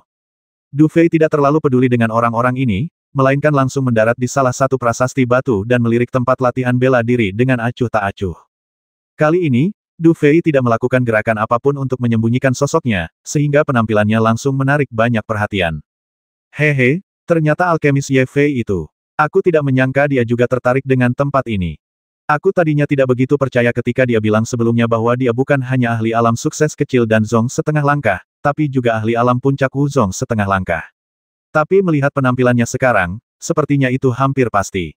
Ini merepotkan. Dengan kemunculan orang ini, kita sekarang punya lawan merepotkan lainnya dalam perebutan warisan keluarga kerajaan kuno. Jangan takut, sehebat apapun orang ini, dia hanya seorang diri. Dia belum bergabung dengan faksi manapun. Kalau dia mati di sini, sia-sia saja. Tak masalah." Bisikan-bisikan di bawah sama sekali tidak disembunyikan, sehingga banyak yang langsung sampai ke telinga Du Fei. Yang mengejutkan Du Fei adalah mereka yang hadir tidak takut dengan identitas dan kekuatan mereka sendiri. Jelas, masing-masing orang ini sangat percaya diri dengan kekuatan mereka sendiri, jika tidak, kejadian ini tidak akan terjadi. Di tengah bisikan-bisikan itu, mata Du Fei terus mengamati sekelilingnya, dan dia segera menyadari bahwa berbagai kekuatan di tempat latihan bela diri itu sangatlah rumit.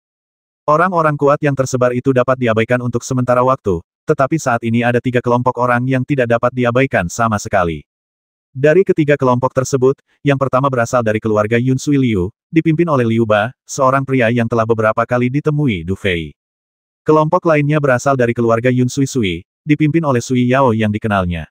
Namun, yang paling menarik perhatian Du Fei adalah kelompok yang berdiri di antara mereka.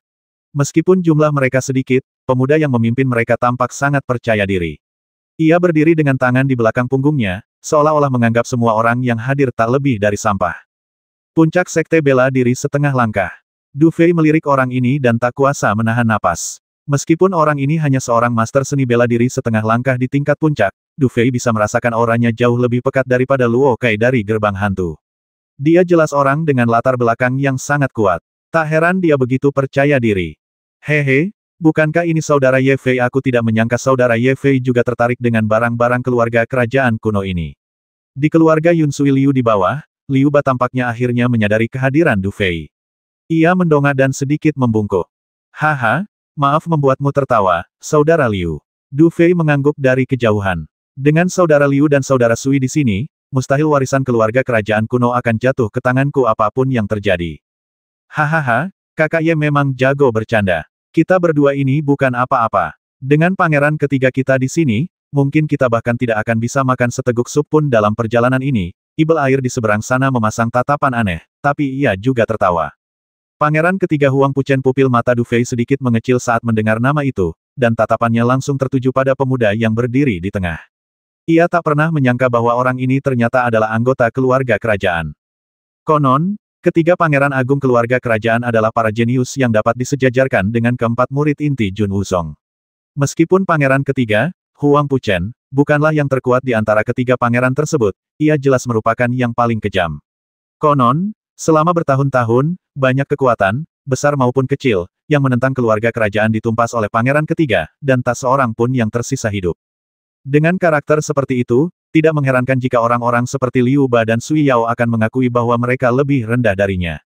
Ye Fei memberi salam kepada pangeran ketiga. Pikiran Du Fei berpacu, tetapi ia juga tahu bahwa meskipun ia tidak bisa berteman dengan orang seperti itu, ia pasti tidak akan mudah menyinggung perasaannya, jadi ia membungkuk dengan sangat sopan. Apakah kau? Ye Fei mendengar ini, Huang Puchen perlahan mengangkat kepalanya dan melirik Du Fei. Setelah beberapa saat, ia berkata dengan tenang, menarikku dengar kau bahkan menolak undangan dari 5 keluarga Yun Sui. Sepertinya kau punya ambisi besar, tapi jika kau tertarik menjadi upeti bagi keluarga kerajaanku, apapun syaratmu, aku bisa menyetujuinya atas nama ayahku. Begitu pangeran ketiga berbicara, Du Fei tak kuasa menahan diri untuk berseru dalam hati, wow. Orang ini tak hanya berusaha memikatnya, tetapi juga berusaha memahami tujuan sejatinya. Terlebih lagi, ia tak bisa begitu saja menolak ajakan dari sosok sekejam itu, karena hal itu bisa sangat menyinggung perasaannya. Meskipun Du Fei tidak takut pada Huang Puchen, ia datang untuk menyelesaikan masalah dengan keluarga Yun Suilong dan bahkan Jun Wuzong, dan ia bahkan mungkin perlu memanfaatkan pengaruh keluarga kerajaan nanti. Karena itu, menyinggung seseorang dari keluarga kerajaan secara gegabah tak akan ada gunanya baginya. Seolah memahami ekspresi Du Fei, Huang Puchen tiba-tiba tersenyum dan berkata, kau tidak perlu terburu-buru menjawab sekarang. Keluarga kerajaan kita memang punya banyak kelebihan, tapi yang terbaik adalah kesabaran. Kalau kau ingin mengajukan syarat, sebaiknya kau pikirkan perlahan. Selama kau punya nilai, keluarga kerajaan kita tentu akan mampu membayarnya. Tidak perlu terburu-buru. Mendengar apa yang dikatakan Huang Puchen, hati Du Fei sedikit terkejut lagi. Ia tidak menyangka Huang Puchen bisa begitu tegas. Tanpa disadari, Du Fei memiliki pandangan yang lebih tinggi terhadap Huang Puchen.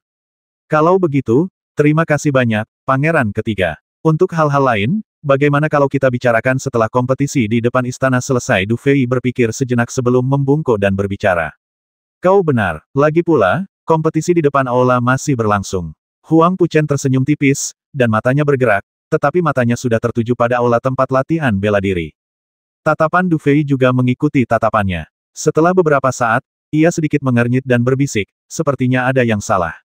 Tuan, apa maksudmu? Xiao Bai berbicara cepat dalam benak Du Fei. Tatapan Du Fei terpaku pada aula utama di tempat latihan bela diri sejenak sebelum ia berbisik, terlalu sepi, begitu sepinya sampai agak aneh.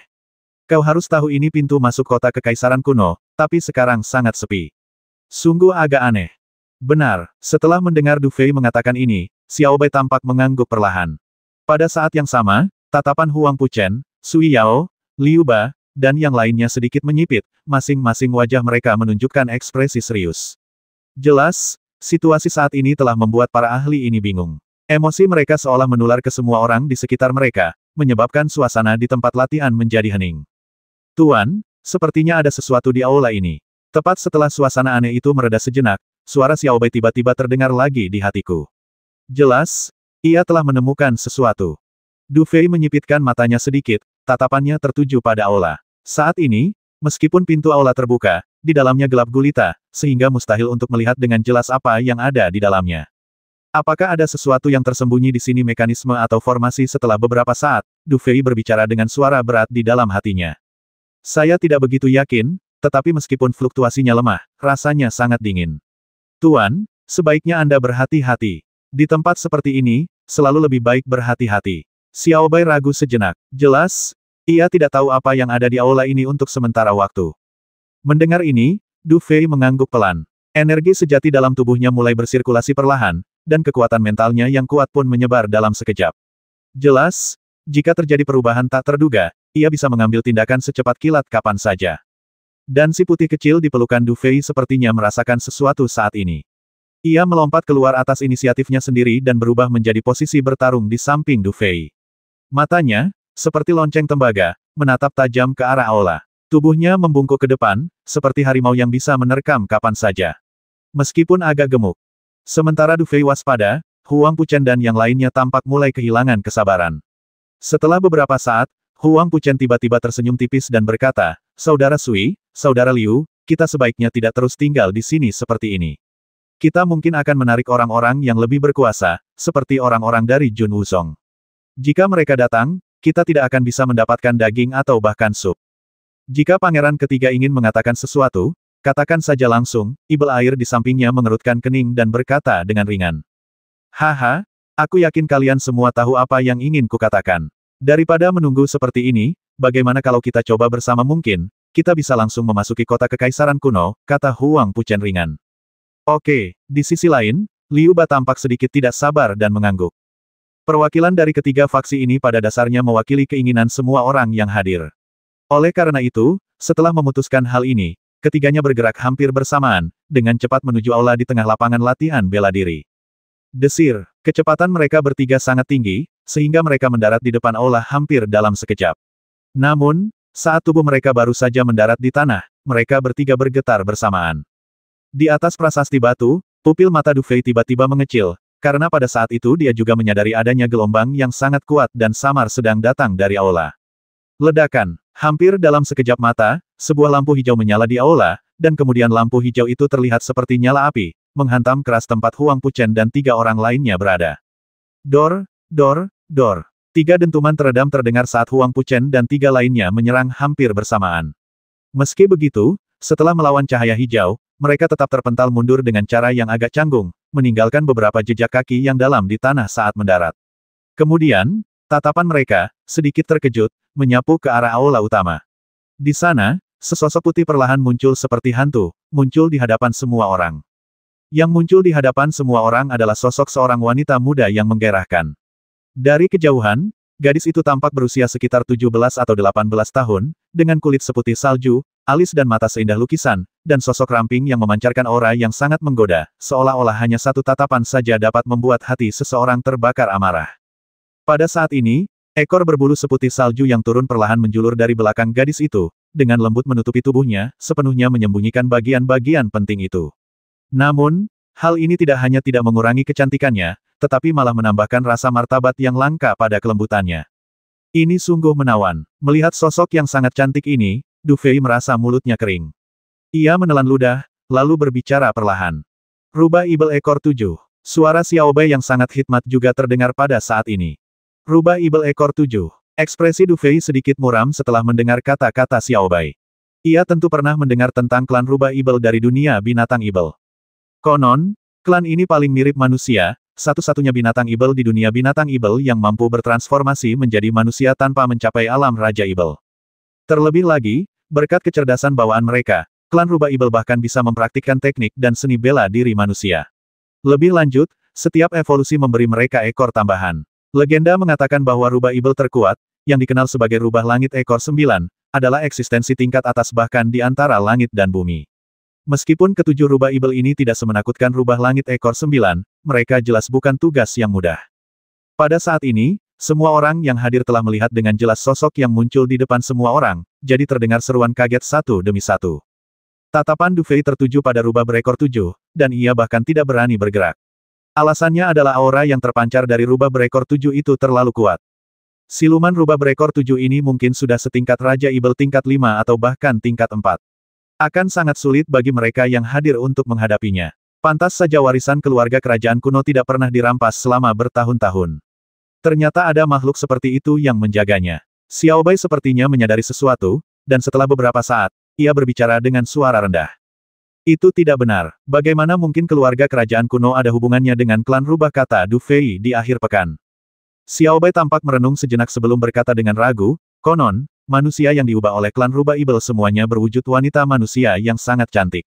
Beberapa individu kuat sangat tertarik pada klan rubah ibel. Jika ada anggota keluarga kerajaan kuno yang pernah menikahi wanita dari klan rubah ibel, maka bukan tidak mungkin mereka memiliki hubungan darah dengan klan rubah ibel. Mendengar ini, sudut mulut Du Fei berkedut sedikit, lalu dia tidak berkata apa-apa lagi, tetapi tatapannya masih tertuju pada tubuh halus itu, dan ada kilatan samar warna aneh di matanya. Tidak, aura rubah berekor 7 ini sepertinya agak aneh. Setelah mengamati sejenak, Du Fei berbicara dengan suara berat.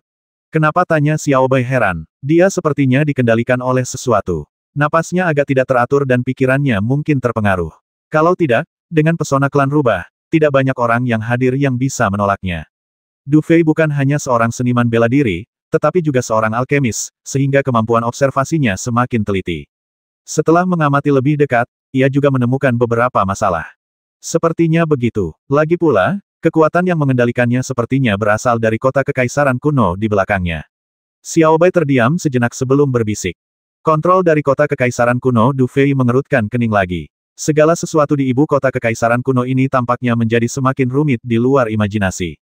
Tapi untungnya dia dikendalikan, kalau tidak, ada banyak orang di sini yang akan berubah menjadi boneka tak berakal di bawah pesonanya. Dalam situasi saat ini, dengan barisan yang ada, kita seharusnya masih punya peluang untuk menang. Xiao Bai berpikir sejenak sebelum melanjutkan. Du Fei mengangguk pelan ketika mendengar ini. Jika rubah berekor 7 sedang dalam masa keemasannya, satu-satunya pilihannya adalah mundur. Tapi karena situasinya seperti ini, dia tetap harus bertarung. Itu rubah ibel ekor 7. Tepat ketika Du Fei sedang berpikir, seseorang tiba-tiba berteriak kaget di tempat latihan bela diri. Rupanya, selain Du Fei dan Xiao Bai, ada orang lain yang mengenali asal-usul benda ini. Rubah ibel berekor 7, haha, semuanya, tidak perlu panik. Makhluk ini memang rubah ibel berekor 7, tapi melihatnya seperti ini, kemungkinan besar dia sedang dikendalikan oleh sesuatu. Masih dipertanyakan apakah dia bisa mengerahkan setengah kekuatannya. Dengan susunan pemain kita saat ini, kita tidak perlu takut padanya. Huang Puchen, yang berdiri di depan kerumunan, menatap rubah ibel berekor 7 sejenak sebelum tersenyum. Semuanya, jika kalian ingin mendapatkan harta karun kerajaan kuno, kalian harus menyingkirkan rubah berekor 7 ini terlebih dahulu. Ayo bertindak bersama. Monster air di seberang juga tersenyum dan berteriak pelan. Jelas, si jenius dari keluarga Yun Sui ini juga paham bahwa akan sulit menangkap rubah ibel berekor 7 yang terkendali jika mereka hanya mengandalkan kekuatan 3 orang. Mendengar kedua sosok itu berbicara, para pengikut mereka masing-masing segera melangkah maju. Para prajurit klan Yun Sui Liu ragu sejenak sebelum melangkah maju perlahan. Adapun para ahli lain di sekitar mereka juga ragu sejenak sebelum melangkah maju. Lagi pula, mereka semua mengerti bahwa jika mereka tidak segera menghadapi rubah ibel ekor 7, maka apapun yang ada di kota kekaisaran kuno hanyalah fata ana. Tuan, mengingat situasinya, kita harus bertindak. Namun, ketika Tuan bertindak, Tuan harus berhati-hati dan berpura-pura saja. Klan rubah ibel sangat menghargai tubuh fisik. Jika Tuan melukai rubah ibel di sini, meskipun itu hanya boneka, akan menjadi bencana jika Tuan bertemu rubah ibel yang kuat di masa depan. Namun, jika ada orang lain yang menghabisi rubah ibel berekor 7 ini, Tuan bisa mempertimbangkan untuk mengambil saripati dan darahnya. Benda itu bisa digunakan untuk memanggil sisa jiwa harimau ibel kuno di dalam pedang ibel ungu. Itu adalah bujukan yang bagus. Aku tidak bisa menghabisinya, tapi aku bisa mengambil darahnya, aturan yang merepotkan. Du Fei tak kuasa menahan diri untuk sedikit mengerucutkan bibirnya dan bergumam dalam hati. Namun, ia tahu bahwa meskipun Xiao Bai terkadang sangat licik, ia sangat dapat dipercaya saat ini. Jadi, jika dikatakan ia tidak bisa menyentuh rubah berekor 7 itu, lebih baik ia diam saja. Semuanya, ayo serang bersama. Melihat pemandangan ini, Huang Puchen merasa sangat yakin.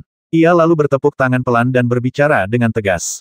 Minum. Saat suaranya jatuh, banyak sosok berteriak pada saat yang sama, dan tiba-tiba gelombang energi sejati menyebar, menutupi langit dan bumi. Namun, tepat ketika semua orang bersiap untuk pergi, rubah berekor 7 yang sedari tadi berdiri tanpa bergerak di depan aula tiba-tiba mengangkat kepalanya perlahan, lalu mendesah pelan, dan terdengar samar, "Hei manusia, mundurlah. Ini bukan tempat untukmu. Aku tidak ingin menghabisimu. Mundurlah." Desir, suara menakutkan itu bergema samar-samar, seketika membuat semua orang yang bersiap menyerang membeku sejenak. Hampir semua orang yang hadir pernah mendengar tentang rubah ibel ekor 7. Alasan mereka berani bergabung sebelumnya hanyalah karena rubah ibel ekor 7 telah kehilangan akal sehatnya, tetapi mereka masih kesulitan menghadapinya. Akan tetapi, jika rubah berekor 7 ini tidak kehilangan akal sehatnya, maka terlepas dari apapun, begitu pesonanya dilepaskan, mungkin hanya sedikit orang yang hadir yang mampu menahannya. Oleh karena itu, saat dia membuka mulutnya, tubuh semua orang sedikit menegang, dan kemudian mata semua orang dengan cepat tertuju pada Huang Puchen. Huang Puchen merasa agak terjebak saat ini. Ia menelan ludah dengan susah payah, ragu sejenak, lalu menekan niat menghabisinya. Ia membungkuk sedikit dan berkata, "Rubah Ibel Senior, bolehkah saya menanyakan nama Anda? Kami tidak berniat menjadi musuh Anda, tetapi kami bertekad untuk mendapatkan jimat harimau di kota kekaisaran kuno ini. Jadi, mohon bantulah kami semua." Kata-kata Huang Puchen cukup masuk akal. Di saat yang sama, ia mengikat semua orang yang hadir ke kereta perangnya hanya dengan satu kalimat. Tampaknya bahkan rubah berekor 7 pun tak akan bisa mengabaikannya. Namun, meskipun kata-kata Huang Puchen terdengar bagus, rubah berekor 7 itu seolah tidak mendengar apapun. Ia hanya terus berkata pelan, "Manusia, pergi. Aku tidak ingin menghabisimu. Aku tidak ingin menghabisimu." Apa yang terjadi? Du Fei mengerutkan kening saat melihat pemandangan yang agak aneh ini. Sepertinya rubah berekor 7 ini memiliki sifat yang baik. Meskipun ia telah kehilangan akal sehatnya, secara tidak sadar ia tidak ingin menghabisi. Namun, karena ia dikendalikan oleh sesuatu, banyak hal berada di luar kendalinya. "Tuan, sebaiknya Anda berhati-hati. Saya khawatir rubah berekor 7 ini tidak semudah yang dibayangkan." Xiao Bai menarik napas dan berbicara perlahan. Hanya sedikit kekuatan spiritualnya, tapi hampir tidak mampu menekan kekuatan yang mengendalikannya. Mata Du Fei sedikit berkedut sejenak, dan dia tak bisa menahan diri untuk melebih-lebihkan kekuatan rubah berekor 7 ini. "Semuanya, jangan takut. Rubah berekor 7 ini telah kehilangan kesadarannya. Apa yang ada di hadapan kita sekarang hanyalah boneka." Kata-kata itu hanyalah obsesi di hatinya. Huang Puchen bukanlah orang yang sederhana, jadi setelah menatap rubah berekor 7 yang terus mengulang kalimat yang sama selama beberapa saat, ia menyadari ada sesuatu yang salah dan segera berbicara. "Jangan ragu, lakukan." Melihat hal ini, Huang Puchen tahu bahwa jika ia terus menunda, itu tidak akan bermanfaat baginya. Ia tidak memberi orang lain waktu untuk berpikir, melainkan bertukar pandang dengan ibel air Liu Ba dan berteriak keras. Kemudian, 3 pendekar bela diri setengah langkah di tingkat puncak bergegas keluar hampir bersamaan, dan kemudian energi sejati yang sangat dahsyat terkondensasi menjadi serangkaian jurus bela diri yang meraung, membawa aura yang dapat menghancurkan gunung, dan menghantam rubah berekor 7. Mereka bertiga memimpin serangan, bagaikan menyalakan api di kayu bakar. Para pria kuat dari segala penjuru yang awalnya agak malu-malu pun segera menyerang. Tiba-tiba, mereka melihat gelombang-gelombang seni bela diri yang sangat dahsyat, melesat ke arah tempat rubah berekor 7 itu berada, seolah-olah mereka bebas. Mereka yang bisa datang ke sini, bahkan yang paling lemah sekalipun, sudah menjadi master bela diri setengah langkah di alam kesempurnaan agung. Bahkan, ada juga beberapa master bela diri setengah langkah yang relatif rendah hati di alam puncak. Sekarang setelah mereka bergabung untuk menyerang, momentum bela diri yang memenuhi langit sungguh luar biasa kuat. Mengapa? Melihat serangan yang luar biasa itu, rubah berekor 7 tampak menunjukkan sedikit ketidakberdayaan di matanya. Kemudian ia mendesah pelan, dan 7 ekor di belakangnya bergoyang pelan bersamaan. Kemudian, api hijau aneh tiba-tiba muncul entah dari mana dan langsung berubah menjadi dinding api, yang kemudian bertabrakan langsung dengan berbagai bela diri. Ini api rubah dari klan rubah ibel. Api ini bisa membakar energi sejati. Semuanya, hati-hati, jangan sampai terkena api rubah ini. Seseorang tiba-tiba berteriak, tetapi meskipun begitu, tak seorang pun menyadarinya dalam situasi ini. Bang bang bang bang, suara dentuman sonik yang dalam terus menyebar ke udara, dengan cepat menyebar ke seluruh ibu kota kekaisaran kuno. Gelombang dahsyat menyapu langit, langsung menguapkan sejumlah besar energi vital langit dan bumi. Du Fei bergerak sedikit dan melesat ke kerumunan orang yang mengepungnya. Sesekali, ia melancarkan beberapa jurus bela diri, tetapi karena pengingat Xiao Bai, jurus bela dirinya pada dasarnya terlempar ke udara, dan ia tidak berniat menyerang rubah berekor 7. Namun, dalam pertempuran yang begitu kacau, semua orang agak panik, jadi meskipun Du Fei sedang mendayung, tidak ada yang memperhatikan. Api rubah yang dipanggil oleh rubah ibel berekor 7 sangatlah kuat. Api itu pada dasarnya memblokir semua seni bela diri semua orang. Dalam serangkaian pertempuran, tampaknya mustahil untuk membuatnya mundur setengah langkah. Seolah-olah tak seorang pun yang hadir dapat menggoyahkannya sedikit pun. Du Fei mengamati pemandangan itu dengan tenang, lalu mendesah pelan setelah beberapa saat. Kekuatan tempur rubah berekor 7 memang tangguh, tetapi karena ia telah dikendalikan dan kehilangan akal sehatnya, ia hanya bisa menggunakan seluruh kekuatannya untuk menahan semua serangan. Dengan begitu banyak individu kuat yang menyerang secara bersamaan, bahkan 3 penguasa tertinggi dinasti Daan kemungkinan besar akan mundur, tidak berani berhadapan langsung. Namun, rubah berekor 7 mampu menahan setiap serangan, sebuah bukti kekuatannya. Namun, ia hanya bisa menahan serangan-serangan itu. Jika rubah berekor 7 tetap sadar, dengan kekuatannya, ia mungkin bisa menghindari banyak serangan dan mengalahkan setiap individu kuat yang hadir tanpa banyak usaha. Namun, sekarang ia sudah gila, ia hanya bisa menggunakan kekuatan kasar seperti itu. Jelas, bahkan jika ia sedikit lebih tangguh, ia tidak akan mampu menahan konsumsi energi yang begitu besar. Oleh karena itu, meskipun pertempuran saat ini tampak sengit dan banyak orang muntah darah dan mundur karena kemampuan bela dirinya patah, hanya masalah waktu sebelum rubah berekor 7 dikalahkan. Tentu saja, selain Du Fei, Huang Puchen dan ketiga orang lainnya juga menyadari hal ini. Meskipun hubungan mereka tidak terlalu baik, mereka memiliki kesempatan langka untuk bekerja sama. Kekuatan gabungan ketiganya sungguh luar biasa. Lagi pula, dalam seni bela diri, tidak ada kebencian yang mutlak, yang ada hanyalah kepentingan yang mutlak. Di bawah kepentingan bersama seperti itu, semua orang sangat berdedikasi. Begitu saja, di bawah gempuran seni bela diri yang tak henti-hentinya, pada suatu saat, api rubah yang dipanggil oleh rubah berekor 7 tiba-tiba bergetar hebat dan meledak. Jelas, ia telah mencapai batasnya. Pada saat ini, tubuhnya yang dulu rapuh juga bergetar hebat dan meledak dalam sekejap. Ketika kabut darah menghilang, semua orang dapat dengan jelas melihat bahwa, pada suatu saat, sesosok mayat rubah yang agak besar telah muncul di depan aula. Namun, mayat itu kini tampak sangat kering, dan di bawah tubuhnya yang meledak, daging putih keabu-abuan terekspos, dan bahkan darahnya pun hilang. Melihat pemandangan ini, banyak orang terdiam sejenak dan saling memandang dengan bingung. Lagi pula, tak seorang pun menyangka rubah berekor 7 akan berubah wujud seperti ini setelah dikalahkan. Desir. Namun, tepat ketika banyak orang mulai linglung, mata Huang Puchen dan 2 orang lainnya tiba-tiba berbinar. Kemudian, 3 sosok melesat hampir bersamaan, dan telapak tangan mereka langsung mencengkeram ekor putih rubah berekor 7 yang masih tampak hidup itu. Mereka semua tahu bahwa esensi dan darah rubah itu terkonsentrasi di ekornya. Dor, dor, dor. Saat rubah berekor 7 jatuh ke tanah, aliansi kepentingan antara Huang Puchen dan 3 lainnya runtuh seketika, jadi ketika mereka bergegas keluar, ketiganya hampir menyerang pada saat yang sama, mencoba untuk saling mencegat. Tuan, ekor rubah di tengah. Dan pada saat ini, suara Xiao Bei langsung terngiang di benak Du Fei.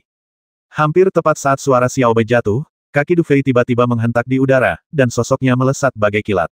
Hampir seketika, ia melampaui Huang Puchen dan 3 lainnya, dan telapak tangannya meraih tubuh rubah berekor 7 tanpa ragu. Perubahan mendadak ini mengejutkan Huang Puchen dan ketiga orang lainnya sejenak. Mereka jelas tidak pernah membayangkan ada orang lain selain mereka yang berani menyerang. Namun, begitu mereka melihat sosok Du Fei dengan jelas, mereka semua mengerang serempak. Bagaimanapun juga, alkemis Ye Fei ini memang layak menjadi lawan mereka. Kakak Ye Fei, kurasa kau mengerti kebenarannya bahwa sulit untuk menjadi gemuk hanya dengan makan saja. Hampir seketika, mereka bertiga menyerah dalam perdebatan itu pada saat yang sama, dan kemudian mereka melihat sosok Liu Ba berkelebat, dan dia tiba-tiba melesat keluar, hampir seketika mengimbangi Du Fei, dan kemudian dia tertawa. Di belakang Liu Ba, Huang Puchen dan Sui Yao juga langsung menyusul, satu demi satu. Meskipun gerakan mereka lambat, jelas bahwa mereka sedang berjuang untuk hidup mereka saat ini, sehingga mereka berdua hampir menyusul lebih dulu. Tepat saat Du Fei mendarat di atas mayat rubah berekor 7, 3 orang lainnya juga langsung terjatuh. Mendengus. Melihat pemandangan ini, Du Fei merasa tidak sopan. Telapak tangan kanannya tiba-tiba mencengkeram ekor rubah di tengah. Bersamaan dengan itu, ia menepuk tangan kirinya, dan energi sejatinya langsung menyerbu ke 6 ekor rubah lainnya. Jelas bahwa ia sedang bersiap untuk menghancurkan ke-6 ekor rubah lainnya secara langsung. Tindakan Du Fei menyebabkan Huang Puchen dan yang lainnya mengubah ekspresi mereka pada saat yang sama. Ye Fei, kau kejam sekali. Hampir bersamaan, mereka bertiga menyerah untuk menghentikan Du Fei. Lagi pula, meskipun mereka tahu ekor rubah dengan esensi dan darah terkaya pastilah yang ada di tangan Du Fei, memperjuangkannya sekarang tidak akan berakhir sia-sia. Ketiganya bukan orang biasa, mereka langsung menyadari masalah kecil ini dan memilih jalan yang paling rasional. Ledakan. Tangan keempat orang itu hampir bersamaan mencengkeram ekor rubah ibel, lalu terdengar suara mimpi. Di bawah pengaruh energi sejati keempat orang itu, tubuh besar rubah ibel itu langsung berubah menjadi bubuk, dan keempat sosok itu hampir bersamaan mundur ke belakang dan jatuh ke tanah. Setelah debu menghilang, semua orang yang hadir dapat melihat dengan jelas bahwa masing-masing dari keempat orang itu memegang bola kristal transparan. Di dalam bola kristal tersebut, sebuah ekor rubah putih bersih bergoyang lembut.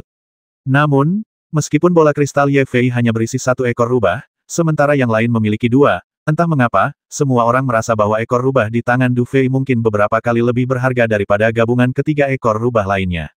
Haha, Tuan Ye Fei memang jagoan.